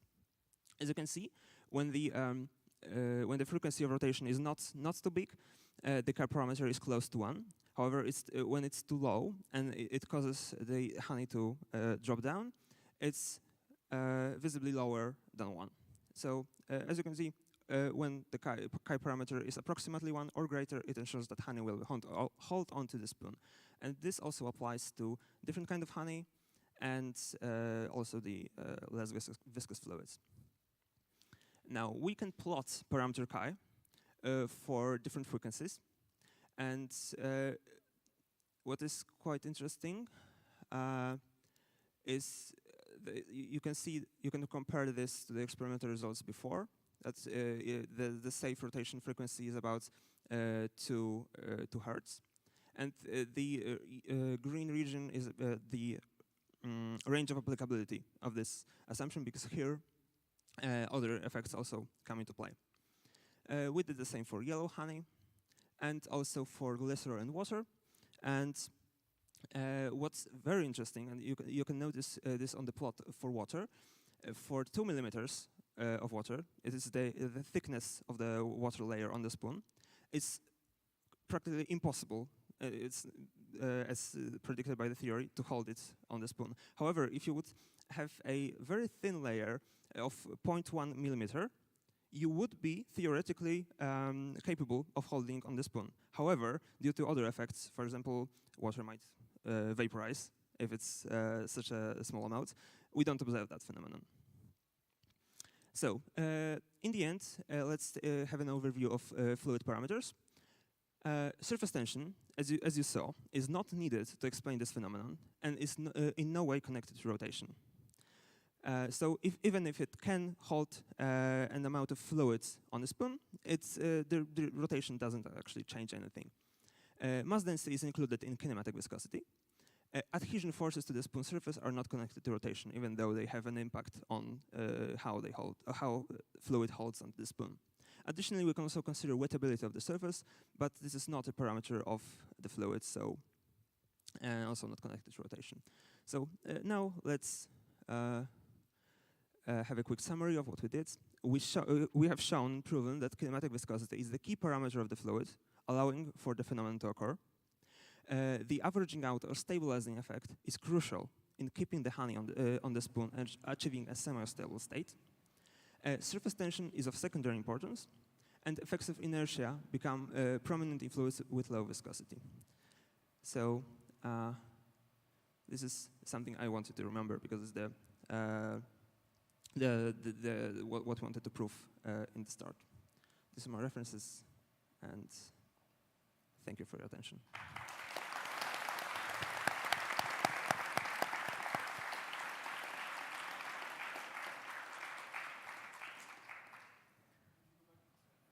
Please use your microphone. 14. Yeah. Yeah.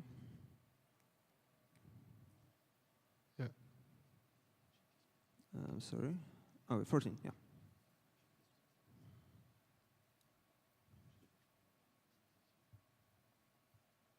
Okay. Could you please show us slide 18, please? 18, okay.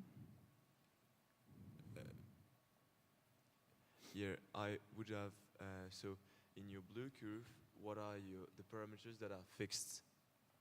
Sorry? The parameters that are fixed in your, so you have your in this case, fixed, H is fixed, as you can see, and also viscosity, right? Okay. And do you know how viscosity is, how much? In this case, it's blue honey, so it's 4.4 Pascal per second, as we measured. Thank you. Yeah. Can you go on at the beginning with a theory where you show your analytical solution, please? Okay.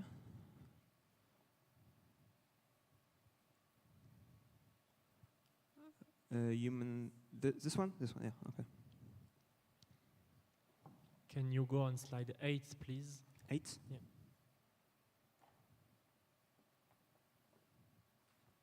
Yeah, can you remind me how did you implement the spoon in the chi parameter? I'm sorry? The spoon, how do you implement it in the formula? Well, L is, as you can see, the width of the spoon, and G. I don't really understand the question. What's okay, the? it's fine. Yeah. Okay. Yeah.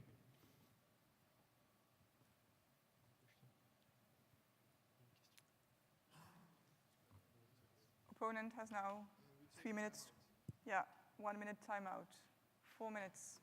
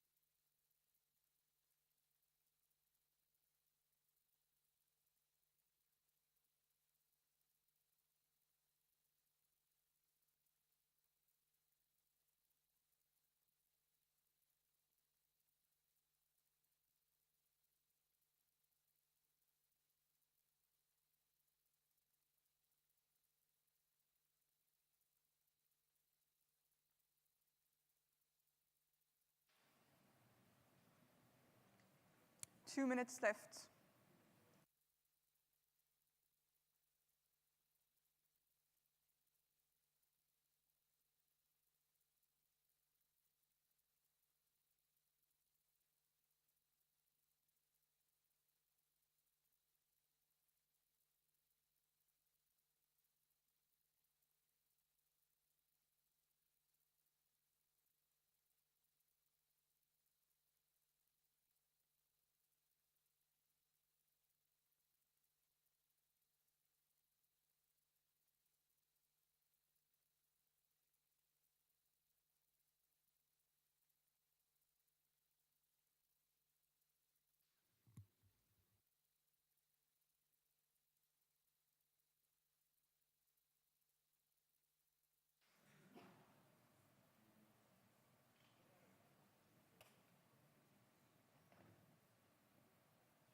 One minute.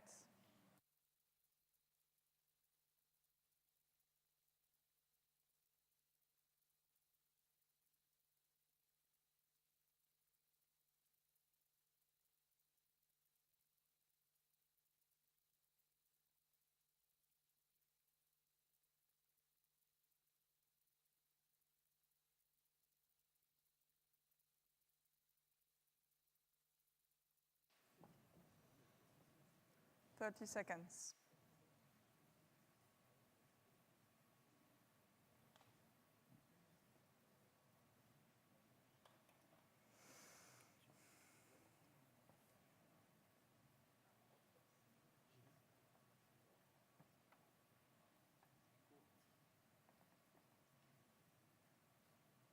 Okay, let's begin.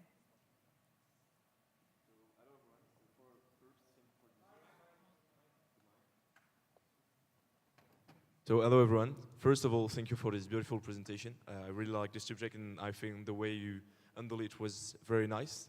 So we first go back on the way you approach the subject. So first you have some nice videos of the phenomenon, which were very cool to understand what happened. Then you have the theory, you have an analytical solution, which was done by in the paper by other scientists, and which was, as you say, well verified. And then you try from this theory and from your understanding of the project to build a toy model to understand, comparing the time of fall and on the cylinder with the viscosity and also the rotation time, which gives a very good insight into the problems. And then you have specified what you were doing in your experiment, like varying the curvature and also the spoon geometry, and also the viscosity to explore the many parameters that you've got to explore in these problems. And then you verify the condition like that your parameter must be greater than 1 to be able to hold a certain thickness of honey. And then you have some theoretical plot of the key parameter versus the rotation rate, which were very interesting, but we would have loved to see this same theoretical plot with the experimental plot of these things. But then we'll perhaps talk about it in the discussion. And in your summary, you remind all the important ingredients and the fact that your parameter key encrypt all the physics of the problem, which was very nice reduction of the problem, in fact. So then there were, as I say, there were very positive points in your presentation. You first highlight the most important parameters and gives us physical insights. And this was done through your simplification of the theory that was done before. And you also tested for different spoon, which was very hard to 3D print it, to think before or what will be the most important parameter, the curvature and so on. And then you ended up with a very simple prediction, which is always very good to have a difficult problem and then to have a very simple result, which was very nice. Then there were also some questionable points. I mean, you talked about the theory on a cylinder, but I would have loved to see that this simple case was checked in the experiment before going on to more difficult one. And Then also that was all interesting because the thickness of the honey you have on your spoon, the ratio between this thickness and R are not always smaller than 1. I think it's one of your hypotheses to derive your theoretical expression. So I perhaps might talk about this also. And then also the result between the theory, as I say, on the cylinder and the experiment were not so clear. But then overall, it was like very enjoyable to see, and we kind of get the insight. And then we could perhaps go on to the questions. And so, because I mean, the question could be there because I have very interest. I think that I want to ask you. So first of all, concerning the link between the model and the theory. Then, what was the impact of the curvature? Like, so if that would be the first question, and I would really like to discuss about it for like 3 minutes because I think it's like the main point on which I did not really understand the going from the model to the experiments. Then you told us that your conducted experiment was different only, and I would really want to know what was the dependence of the viscosity in your chi parameter.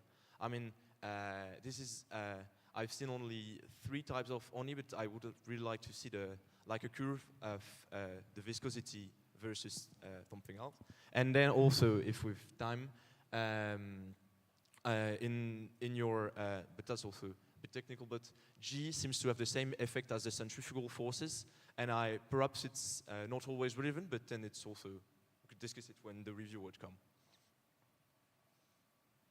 So then first, if you want to start on the first question. So first, you want a link between the model of a cylinder, right, a rotating cylinder, and later the spoon. So of course, the answer to the question is the chi parameter.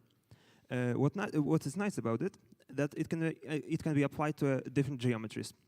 So maybe we can show a slide where the chi parameter for the spoon is defined.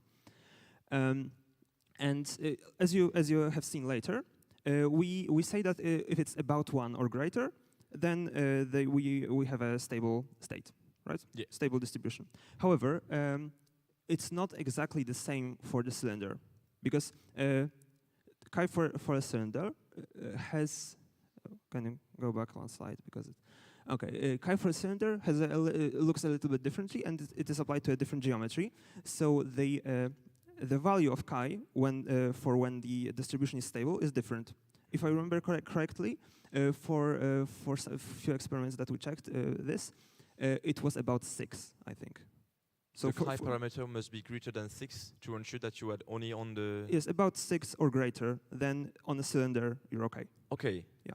So then, I mean, the physical ingredients are the same, like you compare viscosity and gravity, and then it's like the shape of your spoon or your cylinder is like that will imply like the constant in the chi, but still the main forces, the main driving forces are still the same. Yes, and also we omit the centrifugal force here because it's radial, and all the flows that we consider are transversal, right? And yeah, because you mentioned it right there, perhaps you can just talk about it. I mean, perhaps you could just go to the next slide when you're doing the other chi cylinder. I mean, there you include centrifugal forces, but I mean, when you the centrifugal forces will also tend to. They are not always in the same sense as in the same direction as G. Yes, so that's true. How did that? Do you really think that it could be modeled as in this simple way where you just compare G to G and because this is just a kind of analysis of time scale. Yeah, I so understand. This is a maximal value of centrifugal force that you can have on a spoon with a certain width, right? Yeah. So the point is like when you go from a cylinder to this, you have like a factor 6 on the chi. Then perhaps like if you go on something that is more or less curved, then the chi the chi parameter would be perhaps a bit different than 1. I mean, yes, it will be something in the middle, I think. Yeah. So how is do you have explored like the the dependence between the chi and the curvature. Well, I think it's not actually a part of the problem statement. It's just something that we added to justify usage of chi for a flat spoon, right? First we take a cylinder and then we simplify it to the case that interests us in the problem statement, right? Okay, and yeah. What we only wanted to analyze are the parameters of the fluid, right? Yeah, but then as you say, like there are other parameters like that explain this phenomenon. For example, you have different geometry of spoon, and it's also very important to understand how this parameter implies it. Yeah. And also there was your question about how the chi depends on viscosity, I think. Yeah, it's just of linear. course. It's just linear. Yeah, and then my question was about like how many honeys have you tested? Sorry? How many different viscosity have you tested? Mainly we tested the two types of honey that we have shown. Recently, we also made experiments for honey that was somewhere in between. Maybe you can show the slide with the falling sphere method for the third kind of honey. It's in the appendix. I'm sorry. Of course, for the glycerol. Oh. Okay, I'm sorry. But of course, for the glycerol, which is a little bit about two orders of magnitude lower in viscosity, and I mean here we also checked a different honey. For this, we had results of I think about 5 or 6 pascals times second. So we checked, I think, 5 different fluids well. So 5 different values of viscosity, or 5? Yes, 5 fluids of different viscosity. And do you see the scaling? Like, do you see the scaling that it should be the chi should be I mean, there is no. I would love to see like a plot of the chi versus viscosity, because like it's still. Of course, well, I understand that, but it's. Thank you. You can discuss this later. Okay. We will have some clarifying question from the reviewer now. Thank you very much for your report and discussion. Please, can you, to the report a question, slide number 7, can you open and explain why the velocity is maximum at the point you drew it, actually? Okay. I'm sorry.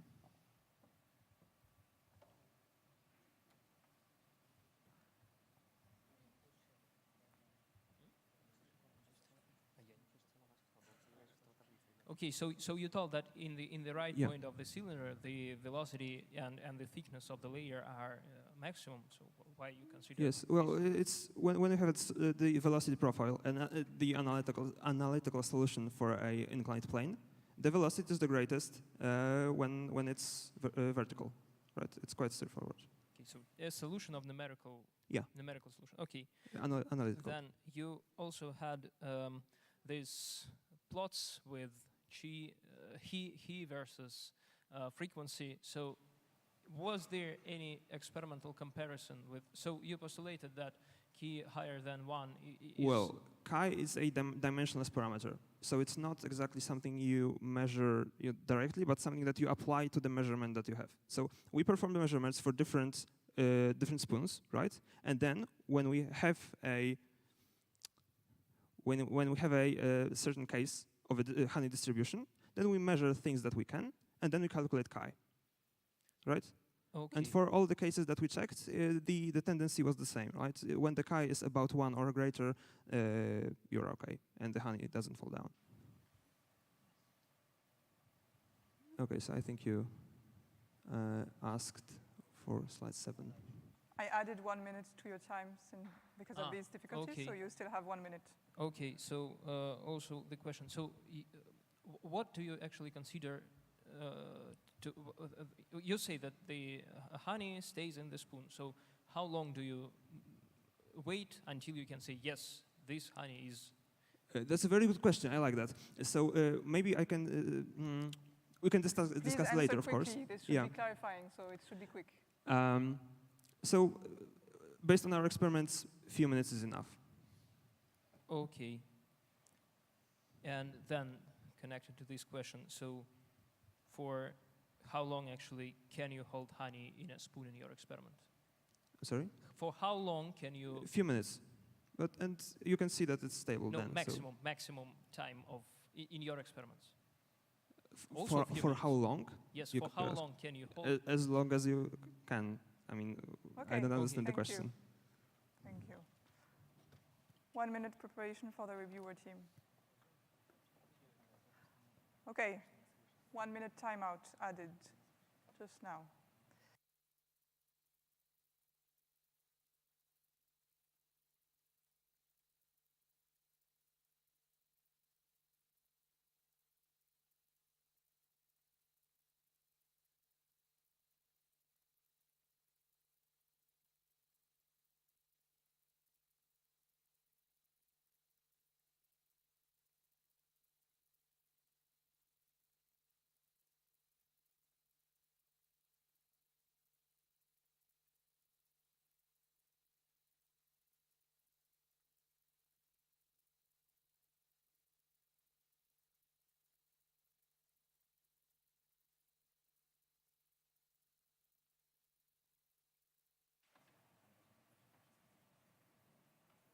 One minute left.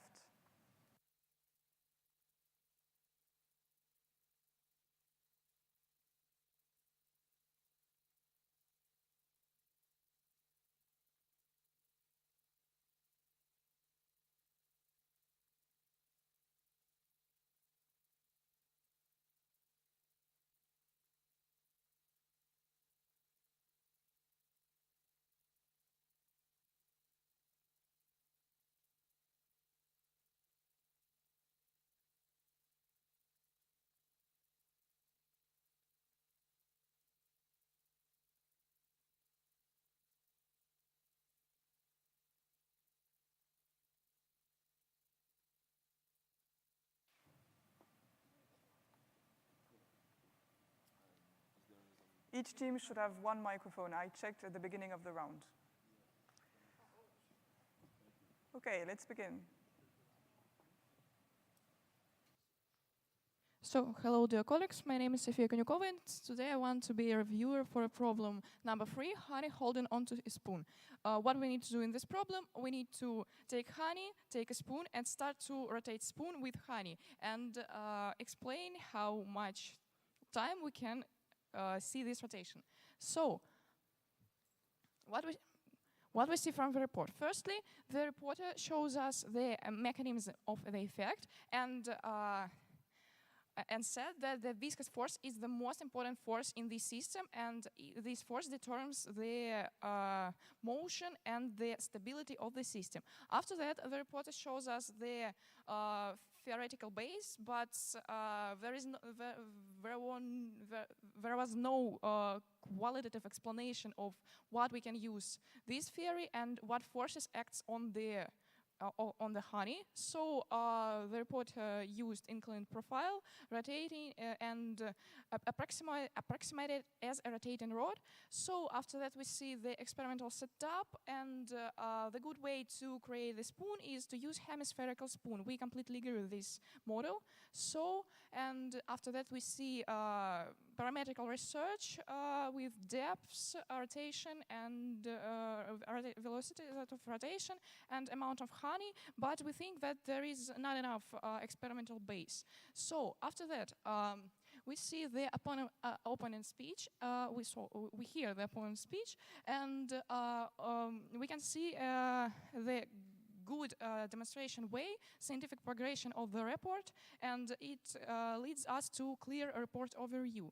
The reporter mentioned theory, different spoons, simple prediction, and also mentioned key parameter that was used for the time explanation and time comparison time and theoretical predictions. So, but the opponent also mentioned that there was no experimental proof of the links between theory with inclined plane and rotating rod. So, but only one suggested improvement was mentioned: clarify the connection between experimental and theoretical base.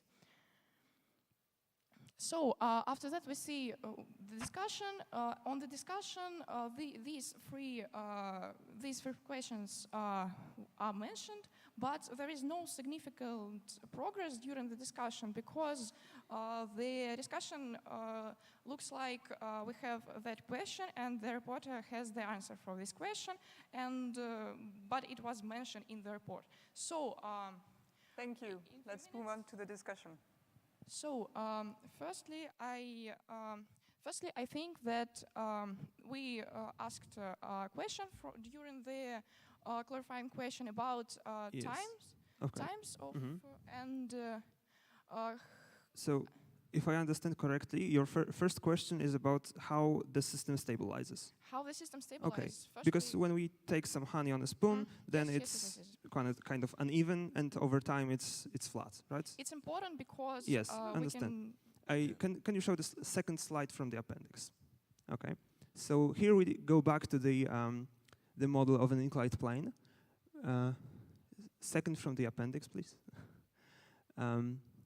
We go back to the model of the inclined plane, and we have a flat spoon, and sorry.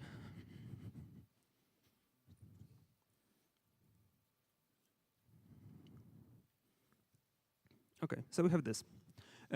So we have some arbitrary shape of a honey distribution on a flat spoon, right? We have Navier-Stokes equations, to which we add a term that corresponds to the centrifugal force. And then we solve it again, analytical solution. Under certain assumptions, for example, a thin film assumption, which is quite typical for the inclined plane. And then when we observe, when this will be one full rotation of the spoon, it moves, and then when it comes back, it's lower. So what we actually observe here is a secondary flow, symmetrical secondary flow that corresponds to moving honey away from the center of the spoon and then allowing it to wrap around the spoon like this. So over time, if you iterate it enough times, it will be flat and it will be on the both sides of the spoon, if it's symmetrical, right? So, if it's but flat. What is the connection between to start between when the system starts to be stable and this explanation between? So what we assume here is when the system is stable, changes in the shape of the honey, the honey distribution are much slower than the rotation, for example, right? Okay. So, dear opponent, how do you think?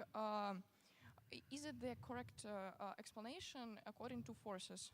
I mean, I think the opponent's explanation is very good and clear in the way that if your spoon rotates at a very low rotation speed, then you would have nearly no instabilities. The regime will be very stable. Whereas if you go at a higher speed, if you want to, for example, levitate a high mass of honey, then you will try to rotate it faster, and then you would get instabilities. Like the decreasing part of your curve, I think, is full of instabilities. And your model accounts for like the fact that you can not increase the velocity of the rotation too much, but then there is also this more instability that will occur.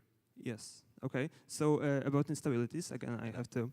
I think also the instabilities were what you showed in your experiment when you try to go at high rotation speed, when we see like lobes of honey like getting ejected. So, about instabilities, this is a very nice case. When we rotated this spoon at 3.5 hertz, this is what I think you mean by instabilities. Not only we have a big drop shot out from inside of the spoon because this is where the most honey is located, right? You have this interesting shapes here, and they appear, spontaneously. So, dear opponent and dear reporter, can you discuss, please, what forces and what effects can be important in this case? In this case? In this case. Yes, of course. And this was actually mentioned in the summary. If you please. All team members can participate now. In the summary, I have stated that effects of inertia become prominent in fluids with low viscosity. So this is actually where mass density becomes important, because the greater mass density, the greater forces that are related to mass. So where when we have the formula. Or Do you agree? I think then, like, this is the way I see the problem is different from yours. Then I think that at high velocity, then we have drops of liquids, and whenever you have drops and thin filaments, then you cannot neglect surface tension anymore. I mean, your high velocity profile or your high velocity prediction should include at least a bit of surface tension in the moment when the drop falls off. Like, you need a condition for it to fall off. Yes, I agree. That's very interesting, and I have an answer to that also. Yeah, cool. We can discuss drop formation. It's also a very broadly discussed topic or studied in literature. I'm sorry. This. Sorry. Oh yeah. Back. Cool. Okay. So in this paper, what they did is analyze this is a static spoon. That's very important. And this is our experiment. And what we did, we analyzed the elongation in time of a viscous thread, right, like here. And from this paper, we took a formula for something that is called a critical or crisis time. So a time after which the drop, separates from the rest of the fluid. And this solution actually doesn't require surface tension, right? So my idea of the problem is that surface tension is mainly connected to static problems, static effects, right? And when you consider flows, then actually what is most important is viscosity and viscous forces. So, but dear opponent, do you agree that this is the static case and there is no rotation, how the reporter said? And in this case, we can see the formation of the drop immediately. Yeah. I would say that the drop elongation is this model, well, the drop elongation, but not the rupture of it. Like when it will get elongate, but then actually, if it falls off, then we fitted this. And so the experiment, it's all right. When do you consider rupture? Like, because I mean, if you have the flow, I don't see by what in the Navier-Stokes equation we predict that we will get a separation between the upper hand and the lower hand. You want a... I'm sorry, can you repeat that, because I didn't understand. I don't see like why in the equation that you solved that the fluid should be discontinuous.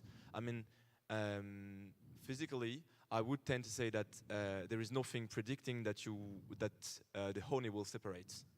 I think the idea in the paper was, I mean, still, it's not actually the topic of the problem. The paper, it's not perhaps.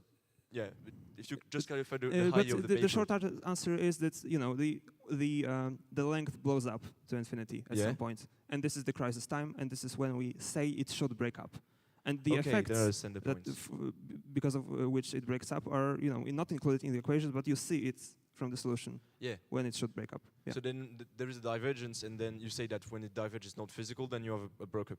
Yeah, this is the idea, I think, in the paper. We have a question from the team member. Thank you. One more question, like you are discussing different honeys and different parameters of these of the fluids. So if I give you a fluid, what should you need to measure, and whether you will be able to define the angular velocity, the maximum and maybe the minimum angular velocity, and maybe there exists maximum angular velocity with which I need to rotate this fluid to keep it on the spoon. Okay. You want me to answer first, or you want to go? Okay, I can start, of course. So you have a fluid, and you know the viscosity of this fluid, right? Yes or no? Okay. And so the first thing you can do two things. First, you can perform experiments, and when you notice any instabilities or any effects of inertia, I think that's the where you shouldn't increase the angular velocity. So that would be one answer. And the second thing, you can predict it theoretically, approximate it with the chi parameter, right? So maybe we can show the slide with the chi parameter again. Please be very quick here. Okay, then perhaps I could answer the question also. Yeah. I mean, if you give me a pot with honey, I will measure viscosity and mass of the honey, and then I will tell you if yes or no. You can first yes or no. You can put it onto a spoon and rotate as fast as and you can rotate it to keep it in. And I would also give you the smallest angular velocity that you need for that. Okay. But the upper bound Thank you is very much. more trickier because you have instabilities. Thank you. Let's have a conclusion by the reporter. Okay, so thank you so much for this discussion. I think it was you could say it was a fruitful discussion. I'm happy of the things that we talked about, mainly drop formation, that was very nice, the effects of centrifugal forces or in general forces that are present in the phenomenon. But getting back to the summary that I showed you before, what I wanted to remember is that in this case, the most important and the only parameter that matters to observe this phenomenon is kinematic viscosity. And I think that's the conclusion and the full solution to the problem. So thank you very much.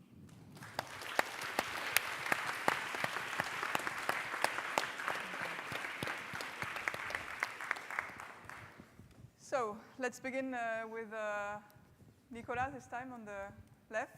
And please, we will have one question per jury member. Yeah, hi. So as long as we're on this slide, actually, you showed us like a green area, and then can you animate that again, please? Yes. Yeah. So the green area, I notice, goes approximately, or exactly, to the maximum of your parameter chi, and then actually, the green area is about the region where it's linear. Ah, okay. It's But like you that. mentioned here that you would expect chi to be larger than 1, and then everything would be stable. But somehow I got the impression that after the maximum, you said some instabilities occur or something else, which prevents the honey from, or other liquid, doesn't matter, from sticking on to a spoon. So did you measure this range of frequencies? I just want to be clear on this. Did you measure this range of frequencies? Frequencies above 5. Sorry? You mean frequencies above 5 hertz? Did I measure them?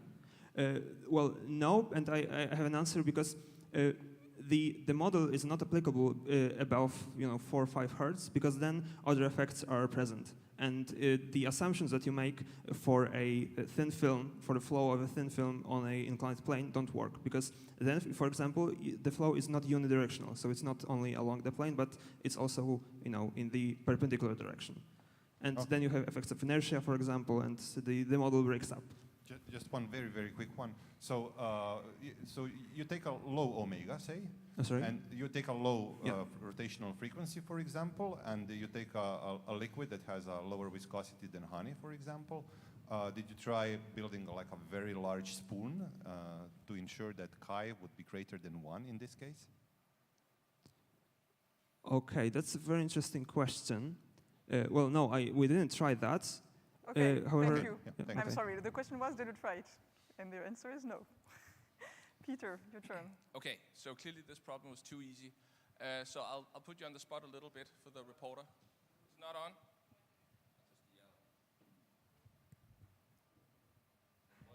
It's still on. It's on.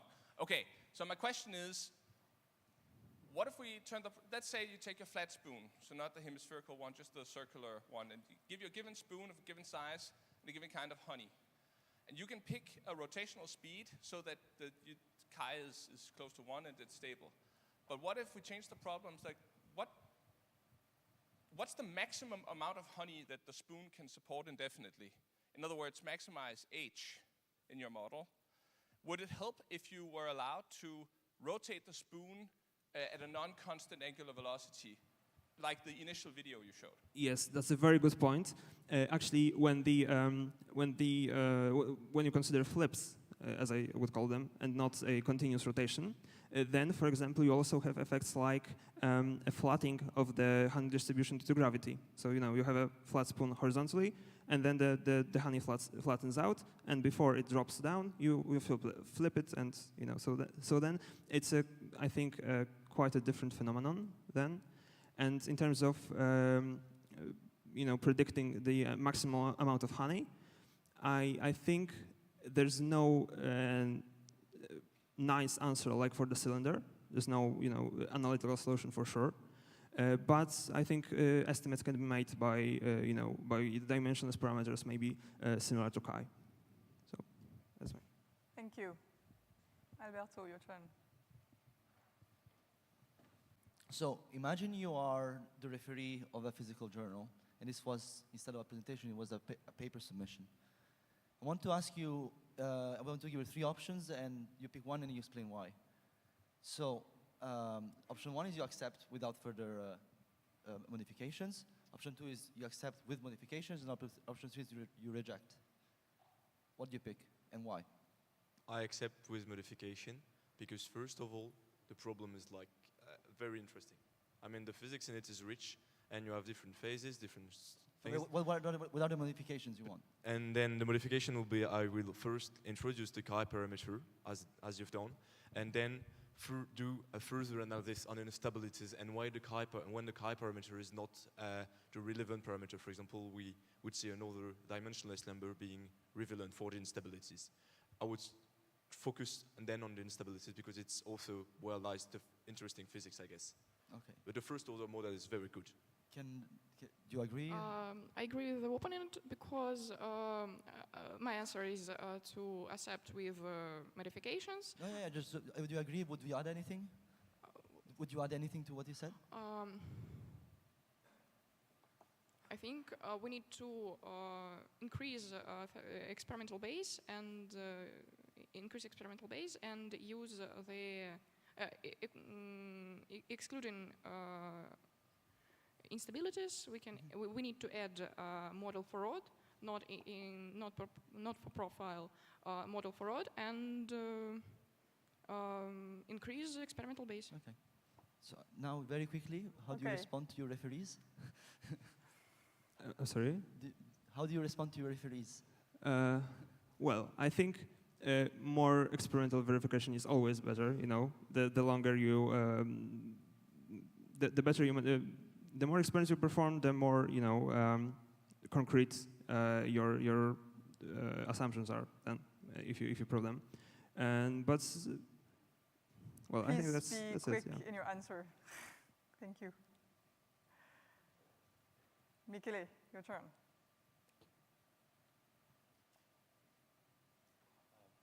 I have a question for who wants to reply. What would it change if you use a very high non-Newtonian fluid in this case of example? Would it be possible to change anything? It would be more interesting, less interesting? High velocity and non-Newtonian fluid. Okay, so I think the difference would be then I would talk more about the spoon geometry, because for a flat spoon I think it would still fall off easily. But we would have to take into the account the adhesion forces, I think, to the surface. That would be very important, probably. But if you have a spoon that is curved, so it has a certain amount of space inside it, then probably when the angular velocity is high, then the non-Newtonian fluid changes its properties, and it will be easier to hold it. Yeah. Do you agree? I do agree because I think like honey are mainly Newtonian fluids. However, there are some honey that are real, like they get more viscous than when you when the stress increases, and then you have a stabilization of the lobes we talk about, like the lobe because it's quite fast on the outside of it. Then the stress is high there, and then so the viscosity is high, and then you can hold it better. Thank you very much. Thank you very much. Next question. Okay. Fascinating problem. I would like to ask a question to the reporter only. Imagine you are on the International Space Station where the gravity is quite low, microgravity. How would this problem change? Is your chi parameter still applicable? Very nice question. Well, obviously then the g acceleration is 0, right?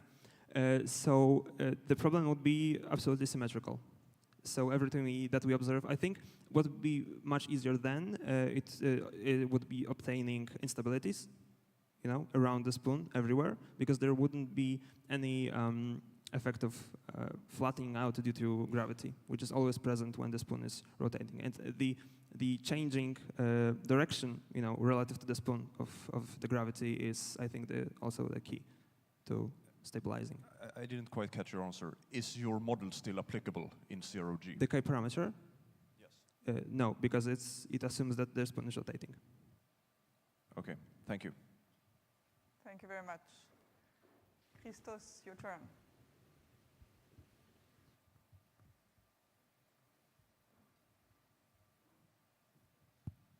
So it's on. Okay. So my question is to the reporter. I very liked your experimental setup. I just want to ask, when you had the honey at probably one side of the spoon, did that create like a vibrator mode that could disrupt your experiment, or was like the motor was overpowering the difference of the placement of the honey? That's very nice. I think I can even show that on the plot. It's actually true. This is what happens. Here you can see that for lower angular velocities, actually for lower angular velocities, the velocity fluctuates, and that is because it's not perfectly symmetrical. So at first, when you pick up the honey, it's not evenly distributed, so it causes the axis to move. So for the next experimental setup, how would you minimize this effect? Well, probably I would stabilize the axis as much as possible, yeah. Okay, thank you. Great, thank you very much. Noemi. So your chi parameter depends on L only as a geometrical parameter. So L being the width of the spoon. Do you have any insight on how it depends on the curvature of the spoon, as it was tested apparently in your setup, but it's not in chi? Well, the nice idea of chi is that it's not, the L is not necessarily the width of the spoon, it's just a kind of length scale. So you can choose any length scale that is, relevant in your case. So for example, for the case of a rotating cylinder, we take not the diameter of the cylinder, but the circumference. But then if you have a spoon, do you take the width or the curvature? For the curved spoon, I would take the inner curvature. But for the flat one, you have to use the width? Yes. Okay, thanks. Yes. I mean, not curvature, the inner circumference. Yeah. And one last question from Kenneth. So I may have a question more for the opponent. You talk about the surface tension, I had a discussion about that. To my understanding, the reporter said that there no effect at all from the surface tension due to dynamical effect, right? Something like that. For the opponent, do you think it's a critical parameter, this surface tension in this problem or not? I do. May I talk about the experiment I've performed, or may not? Sorry? May I talk about the experiment I've performed or not? Kenneth, do you want to hear it? Yeah. Yes. Yes. Okay,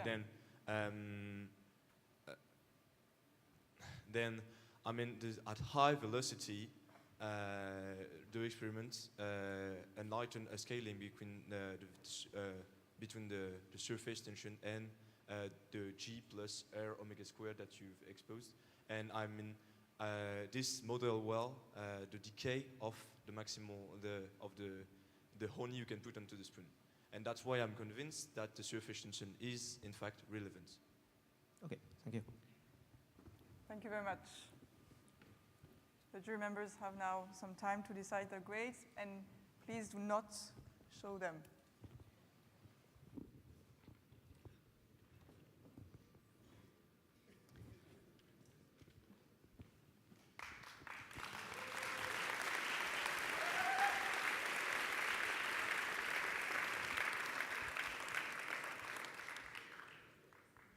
So currently our plan will be, so the jurors put the grades on the sheets and we'll be quietly collecting them, and then we'll ask the jurors to comment on the piece of paper. You have paper. Thank you. Yes, exactly. And we'll ask jurors to comment the extreme grades for the report, opposition, and review, specifically the highest and the lowest.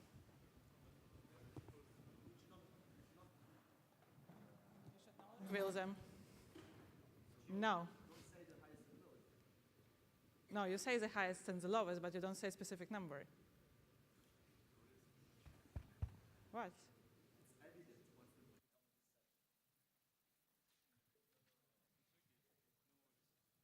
No, we still don't disclose the insights of the grades in this round, but you rather would be, it would be clear for you whether you should explain why you're harsh or you should explain why you're generous, which I think is meaningful partly. Do you play them? Okay. I have 1%. So. I did put my name on, but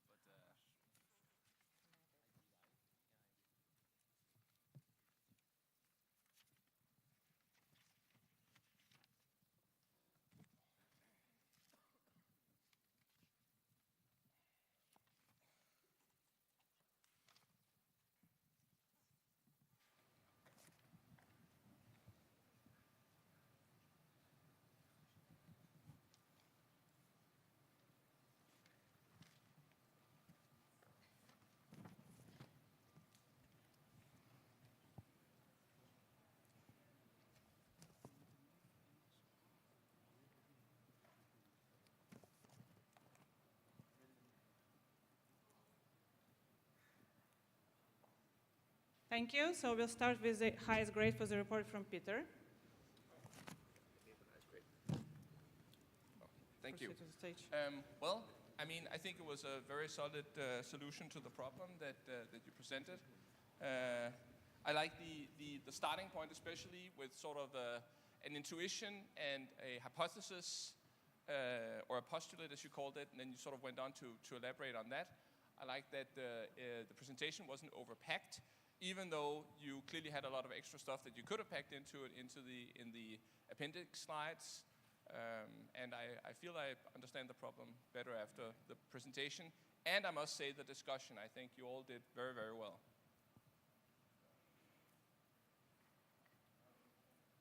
It's great from Oki.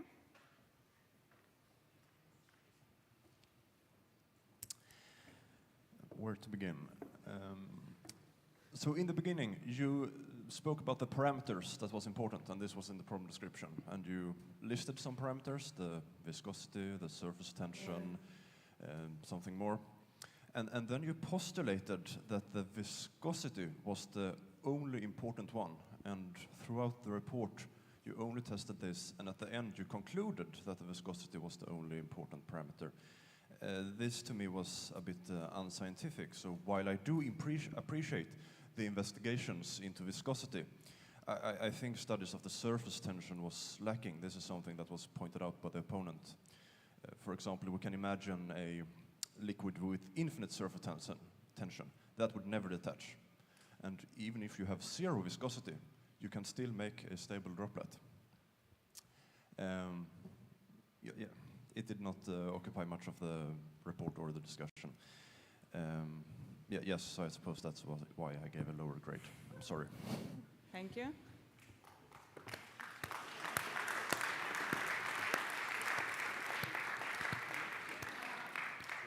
Then the highest report opposition grade from Alberto. So I really enjoyed the opposition and the review in this fight, and I also enjoyed a lot the presentation. So congrats to you all for this very nice round. I feel like so I enjoyed the presentation. It was qualitative in this explanation, but indeed there was much more work that it was brought out thanks to the great work of the opponent team and the reviewer team. And so that's why I particularly appreciated the job you guys did. You also brought in interesting points of discussion. So thank you all. Thank you. Then the Christos can comment on the lowest opposition grade. You can, in general, comment on opposition, if you please. Okay, I didn't expect to be the lowest position grade, but still it's an okay grade. I think that the discussion here got sidetracked a bit because we had a lot of stuff to talk about, and stuff that the jurors asked, I think, were important questions. But how the high was calculated, how you talked about the break-off point, but like we kind of again got sized up to the viscosity aspect, and I think that you had knowledge and insight on the problem, and there was like an angle of attack that you kind of followed, but maybe for me it would have been a little more, something like that. But still, it's an average grade, I'd say. It's not something bad, so I don't know why it's lowest. That's all. It's how it is. And Alberto already commented on the highest grade on review, and either Nicola or Nilo, do you want to comment on the lowest grade for review? Any of you? Who is the bravest? Nicola, let's you do it. Yeah, so I didn't realize this, but yeah, in fact, well, my only point is that I felt that the reviewer did a good job reviewing and pointing out what the reporter and the opponent did, but I didn't feel like much new was brought into the discussion. We kind of resumed on the points that were already made, and similar to Christos, I think that the angle of attack was probably not the best, and I felt it could have been shifted in that direction a bit. That's all. Thanks. Thank you. Let's thank everyone for this round. In this way, we conclude the final.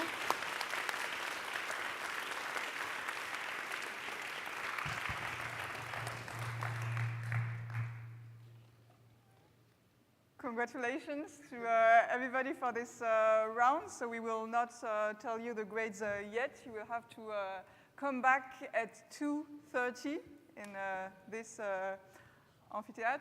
So I invite everybody to go to lunch now and come back at 2:30 for the award ceremony. Thank you very much.